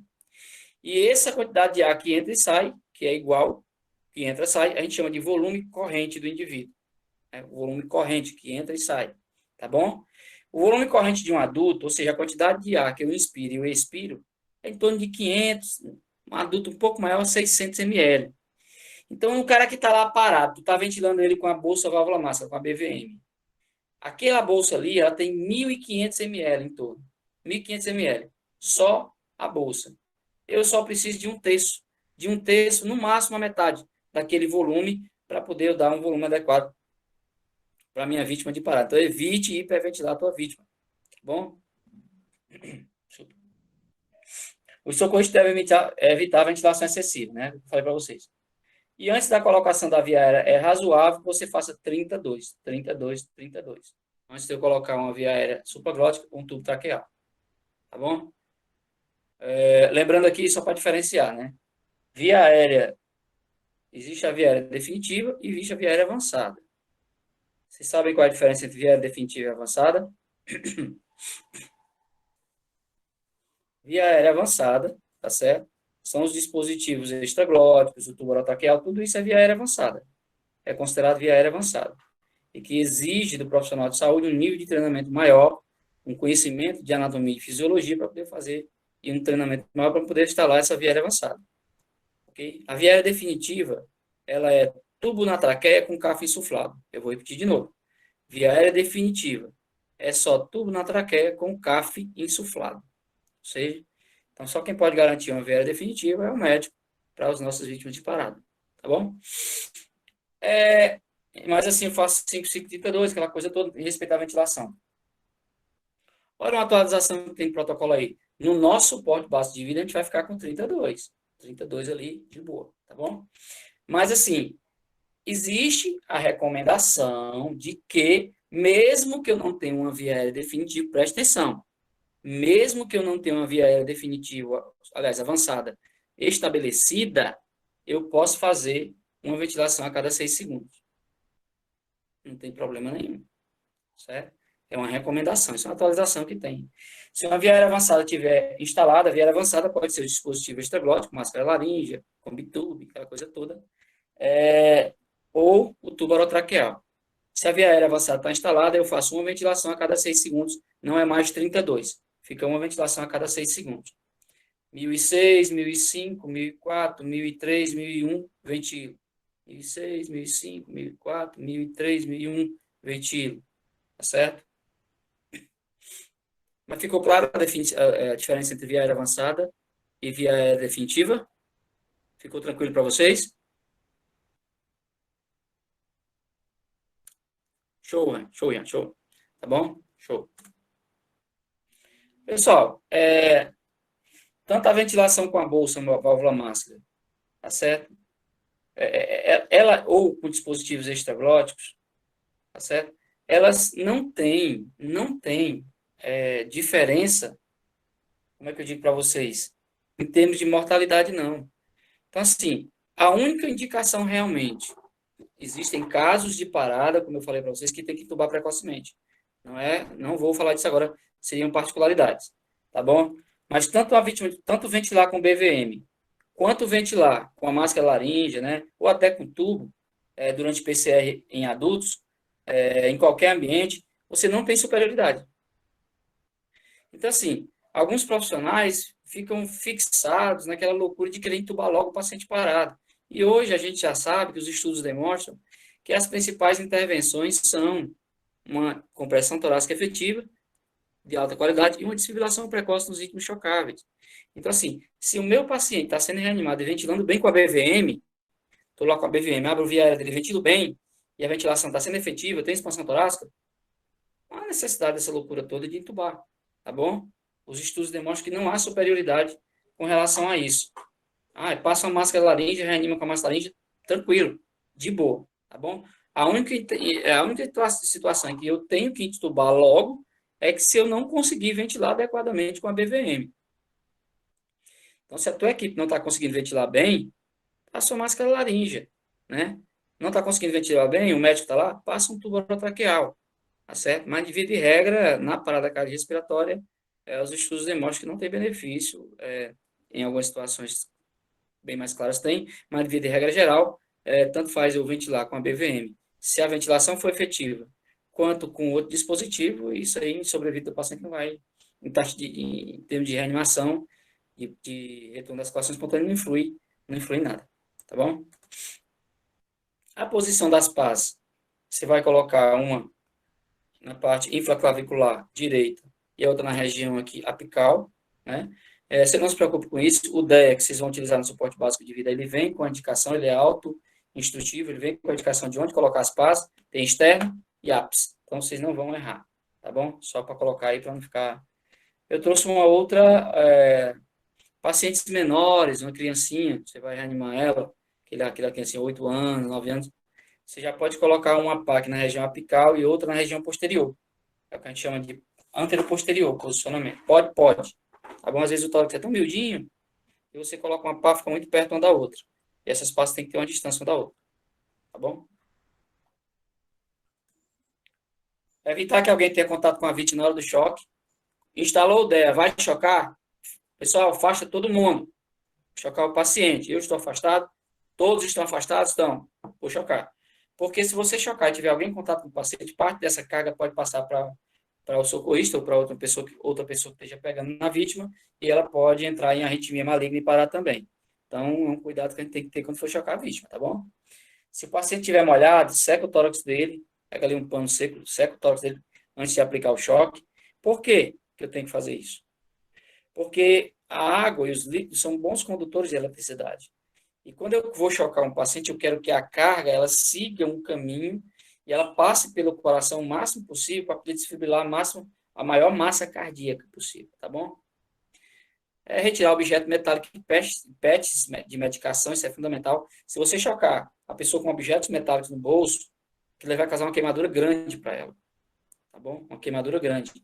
PET também, quando você chocar, vai estar lá. Se tirar o PET está lá, vai ficar o PETzão desenhado, a queimadura, né?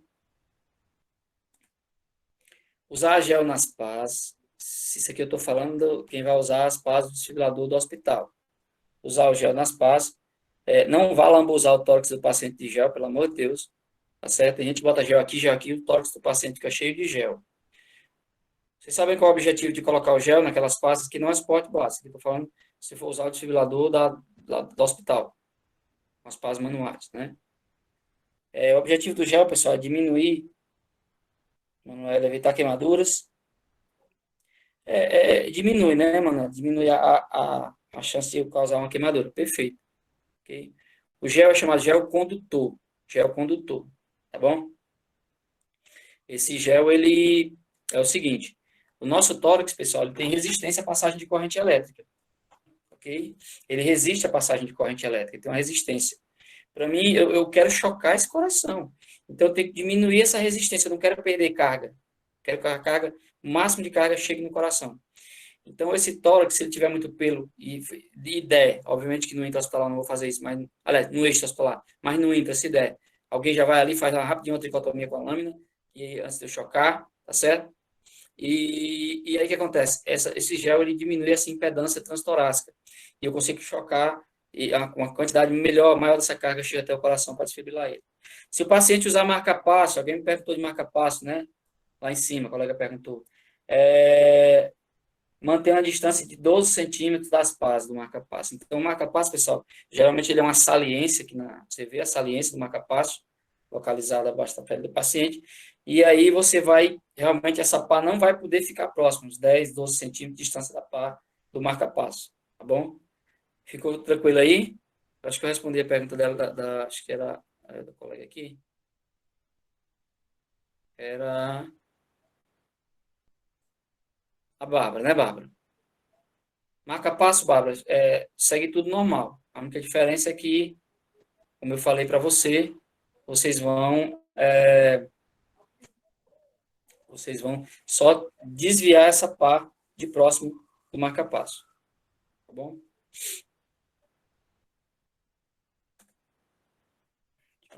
Deixa eu passar aqui para vocês. Deixa eu organizar aqui que deu uma bagunçada aqui agora.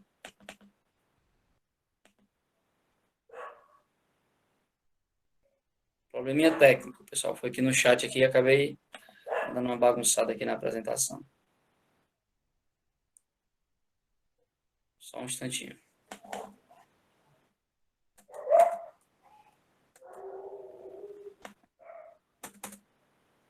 Só organizar aqui a apresentação.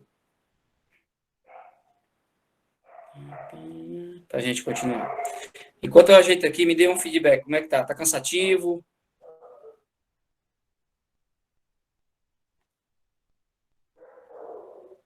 Todo mundo querendo assistir o jogo do Fortaleza.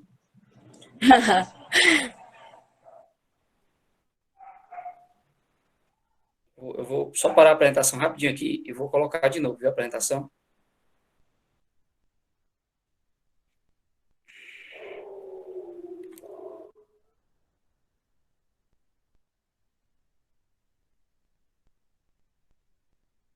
Ok. Bom, então vamos guardar isso aí, né? Se o paciente tiver muito pelo, você retira, faz a tricotomia aqui. Obviamente que se der, se não der, você vai reanimar do mesmo jeito. E use as pás adultos, né? Tem as pás pediátricas, é bom que a gente pudesse mostrar a vocês. DEA ou desfibrilador manual. No suporte básico, vocês vão ter só o DEA. Vocês vão trabalhar com DEA, não vão trabalhar com desfibrilador manual, tá bom? Os DEA são altamente precisos em detectar arritmias. Né? E agora, o problema do DEA, pessoal, é que quando ele está checando o ritmo, ele demora, tá bom? E aí você tem uma demora maior, identificar se o ritmo é chocável ou não e dar esse choque para o paciente. O desfibrilador manual, você consegue colocar as pás mais rápido, identificar o ritmo mais rápido. Então, é um ganho que a gente tem. Mas no âmbito do suporte básico, é o que a gente está falando, a gente tem somente o DEA. Tá bom? Então, assim, revendo tudo. Suporte básico de vida na vítima de parada cardiorrespiratória. Cheguei, cena segura, principalmente o pessoal do eixo hospitalar. Testei a responsividade da minha vítima, a vítima não respondeu. Já peço ajuda, ok? Se sou suporte básico, peço avançado. Se estou sozinho, mando chamar o restante da equipe. E aí, pedir ajuda, pedir. E aí eu vou checar se esse paciente, né, respira e tem pulso ou não ao mesmo tempo. Tá bom? Se não respira e tem pulso, parada respiratória, uma ventilação a cada 6 segundos. Como a gente já viu ali, ventilação de qualidade. Se meu paciente respira e tem pulso, eu vou seguir com a avaliação desse paciente. E a pior situação é meu paciente não respira e não tem pulso. E aí eu vou iniciar as manobras de compressão no âmbito do suporte básico, 30 compressões para 2 ventilações, 5 ciclos de 32, que dá aproximadamente aí 2 minutos. Aí, com 2 minutos, eu vou checar pulso. Chegou o DEA tem prioridade. Instalo o DEA, ok? Chegou o DEA, tem prioridade. O colega já começa a instalar o DEA ali, eu fazendo as compressões, não tiro. Eu só vou na hora que ele disser, Jean, tá pronto para checar ritmo. Aí ele liga lá o DEA, tiro minhas mãos, checa ritmo, perfeito. Tá bom? A RCP é recomendada até que o desfibrilador, o DEA chegue, ele tem prioridade, não esqueça, o DEA tem prioridade quando ele chega. Em uma parada cardíaca não monitorizada, é razoável fornecer um breve período de RCP até que o DEA chegue. É aquilo que eu falei para vocês. Essa recomendação que a radar é o seguinte, olha, pô, tu chegou. Qual é a medida que tu pode fazer de imediato? Identificou que o paciente está parado, pediu ajuda, aquela coisa toda, começar a compressão torácica. Começar a compressão torácica. Aí, quando o DEA estiver pronto, você vai e instala o DEA. Né? A desfibrilação é imediata e ela tem que ser principalmente os ritmos chocáveis, que são FV, a fibrilação ventricular e taquicardia ventricular sem pulso. Né? Ok? Devemos retornar imediatamente às compressões após a administração do choque. Isso aqui, pessoal, não esqueçam. Chocou, chocou. começa as compressões depois do choque. Vixiane, não vai ter uma carga ali residual que vai passar para o meu corpo, não. Vai não, senhores, vai não. Tá bom? Chocou a vítima, chocou. Inicia compressões torácicas de imediato. Não tem conversa. Tá bom? A não ser que a tua vítima volte logo. Aí é outra história. Só mostrando para vocês aí os ritmos chocáveis. Aí em cima a gente tem um exemplo de fibrilação ventricular. É um ritmo totalmente anômalo, né? Esse ritmo ele tem atividade mecânica, o coração, mas é uma atividade mecânica totalmente que não consegue gerar um débito cardíaco adequado. Vou mostrar para vocês um videozinho de um FV. Vamos lá. Isso aí é um coração real, viu? Você tem aqui, olha só. Olha ele fibrilando. Agora ele está fibrilando. Fibrilando, fibrilando, fibrilando. Vocês estão vendo os átomos se contraírem?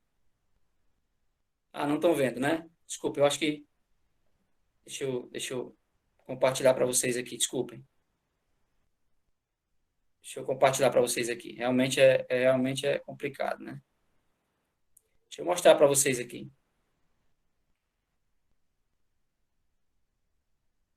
Deixa eu mostrar para vocês aqui. Perdão.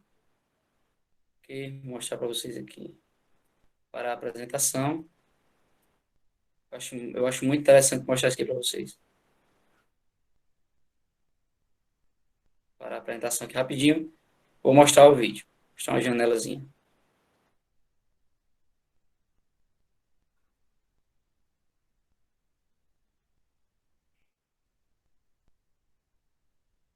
Se eu consigo mostrar esse vídeo para vocês, é muito interessante.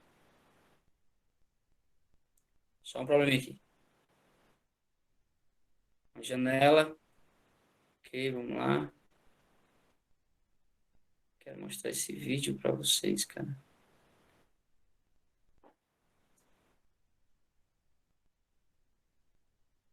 Aqui. Só um instante. Probleminha técnico aqui, mas resolveu.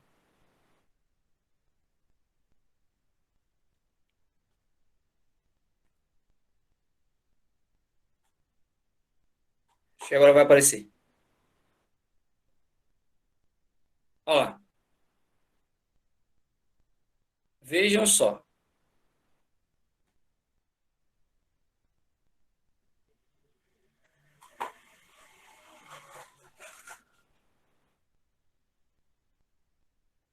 Fibrilando, fibrilando. Tá vendo fibrilando? Essa é a fibrilação ventricular, senhores. Fibrilando, fibrilando. Fibrilando agora. Esse tremedeiro ele é fibrilando. Quando ele fibrila, vocês viram? Tem batimento, tem contração de ato, de ventrículo, quando tá nessa fibrilação? Não tem. Não gera batimento. A bomba cardíaca não funciona adequadamente, né? Vocês sabem o que é essa batidazinha para cima aí, na ponta do coração? Alguém tem alguma ideia? É a compressão sendo feita, pessoal.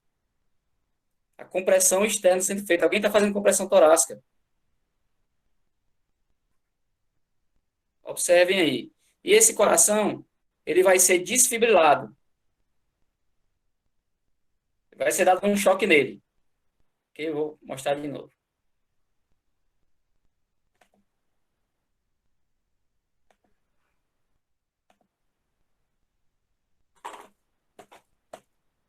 Deixa eu mostrar aqui, né? O vídeo deu uma travada aqui. O vídeo deu uma travadazinha. Deixa eu parar aqui e vou botar de novo.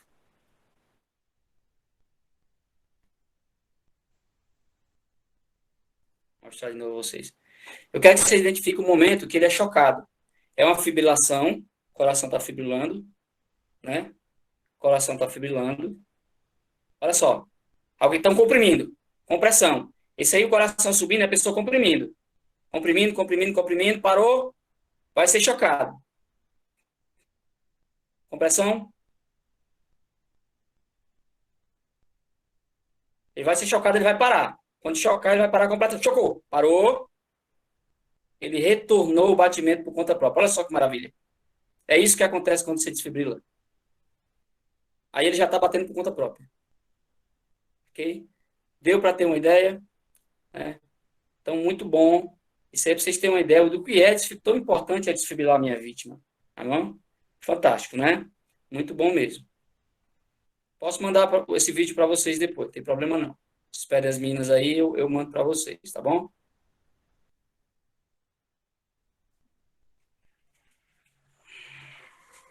Queremos, viu, professor? Por favor, nos envie depois para a gente compartilhar. Muito bom esse vídeo, muito didático. Então, vocês viram ali tanto a fibrilação, que é absurdo, você não gera batimento cardíaco efetivo, não gera fluxo, débito cardíaco. Viram um momento em que estava fazendo as compressões, vocês viram ali a ponta do coração subindo, era a pessoa comprimindo o tórax. É assim que você comprime e acaba gerando um fluxo cardíaco, um débito cardíaco. E viram um momento em que o coração foi chocado. Quando foi chocado, ele parou. Quando ele parou, né? E aí ele foi despolarizada as fibras da musculatura cardíaca, miocárdio. E aí o nó sinusal tomou o ritmo normal de batimento. Fantástico, né? Aquele videozinho. Muito bom. Só me lembra depois aí de eu mostrar para vocês. E é assim que um paciente volta, viu, meu amigo? Depois de uma desfibrilação. Daquele jeito que vocês viram ali. Bom, então a fibrilação ventricular, essa daí que eu mostrei para vocês. Deixa eu só compartilhar aqui. Toda vida que a gente apresenta uma janela, ele barra a outra. Vai dar certo. Então, estamos chegando. Paro já de encher o saco de vocês. E a gente vai assistir o jogo do Leão. Apesar de eu não torcer Fortaleza. Pessoal, aí a ESP e a sistolia, que são dois... só voltando aqui, né? A taquicardia ventricular, eu tenho ela com pulso e eu tenho ela sem pulso. Ela aí, ó, uns QRS bem alargado, né? Tá certo? Uma frequência alta, uma taquicardiazinha ventricular, de QRS, obviamente, é QRS alargado, e eu sei que é parada porque o paciente não tem pulso. A ESP é a sistolia.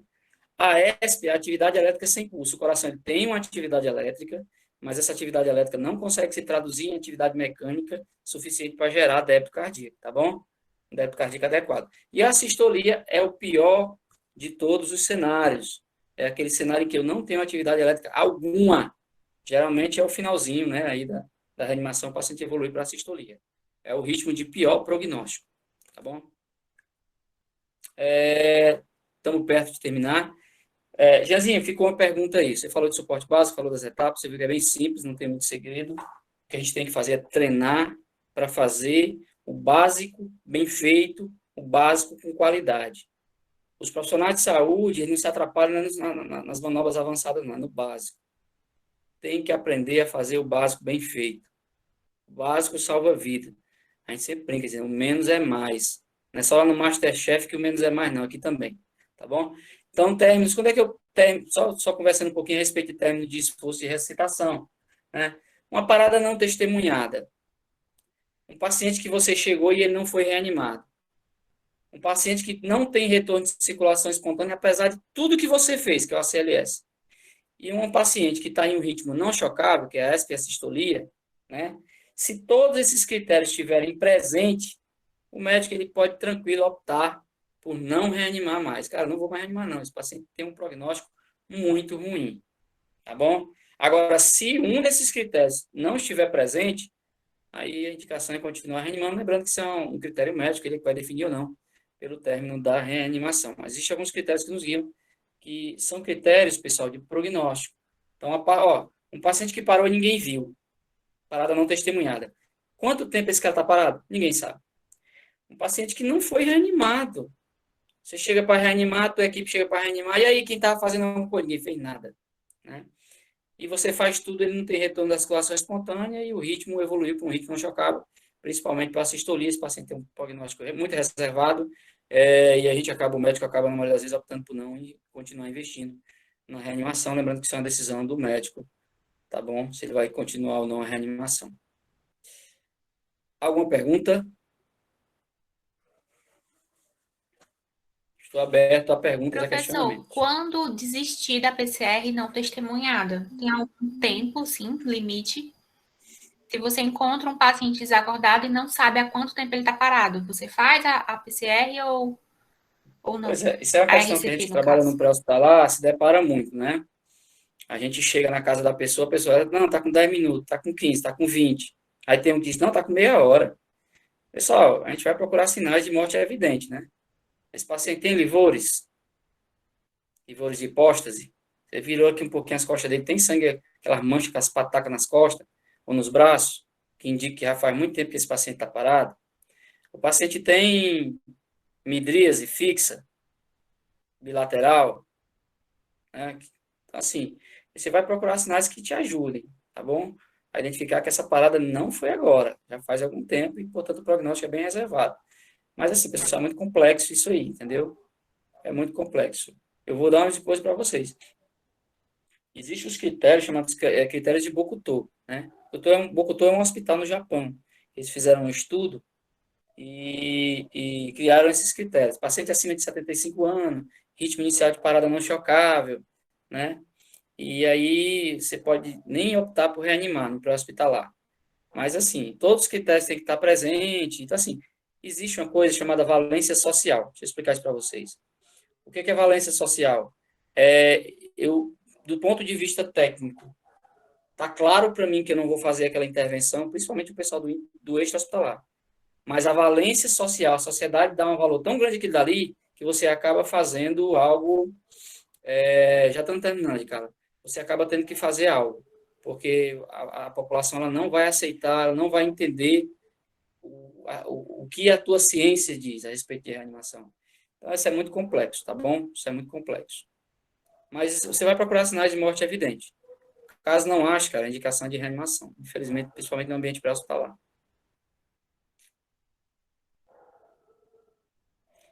Eu Aberto a tenho questionamentos. também, professor. Em relação a tempos de Covid, né? Tem alguma mudança, especialmente assim, na hora da ventilação? Tem sim. Covid tem mudança sim. Só responder o Rian aqui. Depois de 10 minutos de parada, devemos parar? Não necessariamente, Rian, não necessariamente. Uma vez começada a reanimação, tá certo? Você vai ver se o teu paciente responde ou não às manobras de reanimação. Agora, aquilo que eu falei para vocês. É um paciente que você fez, está fazendo tudo, está reanimando, ele não responde a nada, está em assistolia, tá certo? É um paciente cuja causa de parada você não pode reverter. Porque tem causa de parada que eu não tenho como reverter no ambiente, por exemplo, extra-hospitalar. Então, assim, o médico vai optar ou não por decidir reanimar ou não. No âmbito do suporte básico, você vai ver se tem sinais de morte evidente ou não. Se não tiver sinais de morte evidente, ou não for um paciente paliativo, você tem que reanimar. Tá bom? Sim.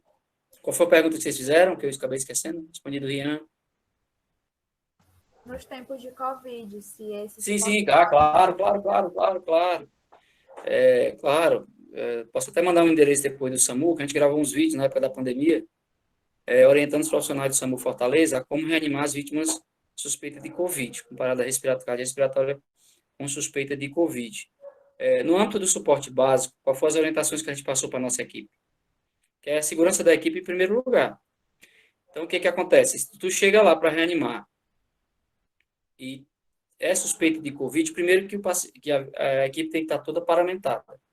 Aquela paramentação completa para barreira para Covid, né? Sim, para aerosóis. Segundo, que se a equipe não se sentir segura em manusear a via aérea do paciente, em ventilar, ela faça somente compressões. Essa é uma das orientações que a gente passou, porque o processo de reanimação cardiopulmonar, ele gera muito aerosol. Ele produz muito aerosol com pressão torácica. Tá certo? Então, uma das coisas que a gente orientou cara, não me sinto seguro em manusear a via aérea desse paciente, principalmente o pessoal do suporte básico. Coloca lá uma máscara no rosto da vítima, para diminuir essa dispersão de aerosol no ambiente, compressão, até chegar ao suporte avançado. Tá bom? Outra coisa eu quero, como é que eu digo? Eu quero ventilar. Quer ventilar? Então, você vai ventilar 4 mãos. Uma pessoa vai vedar, só para vedar a máscara no rosto da vítima, e outra só para fazer a ventilação com a BVM. Outra opção é usar o filtro bacteriostático entre a máscara, que está em contato com o rosto do paciente, e o restante do ambu, da BVM, que aí diminui bastante a dispersão de aerosóis pelo ambiente. São estratégias que a gente passou, né? Mas é basicamente prevenir a dispersão de aerosóis, diminuir a dispersão de aerosóis e que a equipe evite se contaminar. Criar uma barreira mecânica entre a gente e a equipe. ok? Perfeito, obrigada.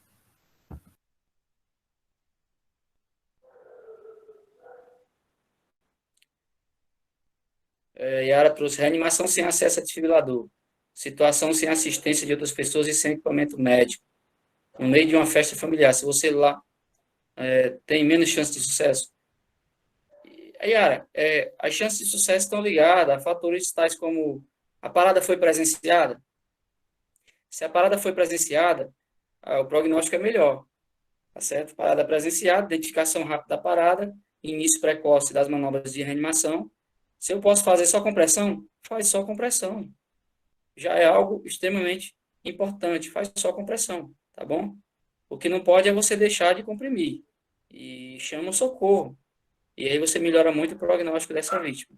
Se você não fizer nada, vai piorar bastante o prognóstico dela, tá bom? Aumenta a chance de retorno. Tem menos chance se você não fizer nada. Se você começar a reanimação, mesmo só com compressões, já vai melhorar bastante o prognóstico dessa vítima de parada cardiorrespiratória. Tranquilo, tranquilo. Mais algum questionamento?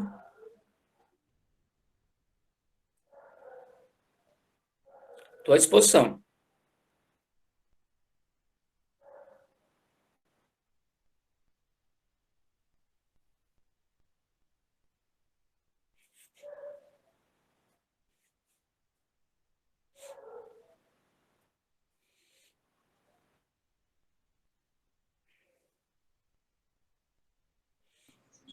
Mais alguém, gente, quer fazer alguma pergunta? Obrigado, Yara. Obrigado, Sabrina. Obrigado. Ótimos feedbacks, né, professor? Que bom. É um Pois assunto pronto. fantástico, um assunto muito gostoso da gente discutir. Quem gosta de emergência não tem como não gostar de discutir parada cardiorrespiratória. É sempre um assunto muito gostoso, né, discutir. É verdade. Alguma pergunta? Senão a gente vai encerrar. Gabriela, a aula será disponibilizada no YouTube, tá certo? Por isso que a gente começou a gravar no começo. Pronto. Como não tem mais nenhuma pergunta, professor, nós, a diretoria da Laurenf, agradece o aceite do senhor ao nosso convite novamente. Somos extremamente honrados em ter o senhor aqui conosco. Muito obrigada por essa aula. Nós agradecemos também a todos os participantes que participaram aqui deste momento da nossa primeira aula aberta. Não se preocupem, terão outras, tá certo? Então é isso, gente. Muito obrigada. Desejo boa noite a todos. Se o professor quiser falar para encerrar, pode ficar à vontade. Rapidinho. A mensagem, pessoal, é uma só, né? Vamos salvar vidas, vamos nos preocupar em fazer um atendimento de qualidade. Não esqueça aquela história que eu falei para vocês. Estudem, saibam quais são as melhores evidências científicas para tratar a tua vítima, treine bastante e aprenda a trabalhar em equipe, não tem outro caminho. O caminho é esse, é o saber fazer e o atitudinal, tá bom? O resto é sucesso. É verdade, professor. Muito obrigado por essas palavras. Gente, a frequência da nossa aula aberta está no chat. Não esqueçam de assinar, porque é a partir dela que nós iremos criar os nossos certificados, tá bom? Um abraço, então é isso. Pessoal, forte abraço.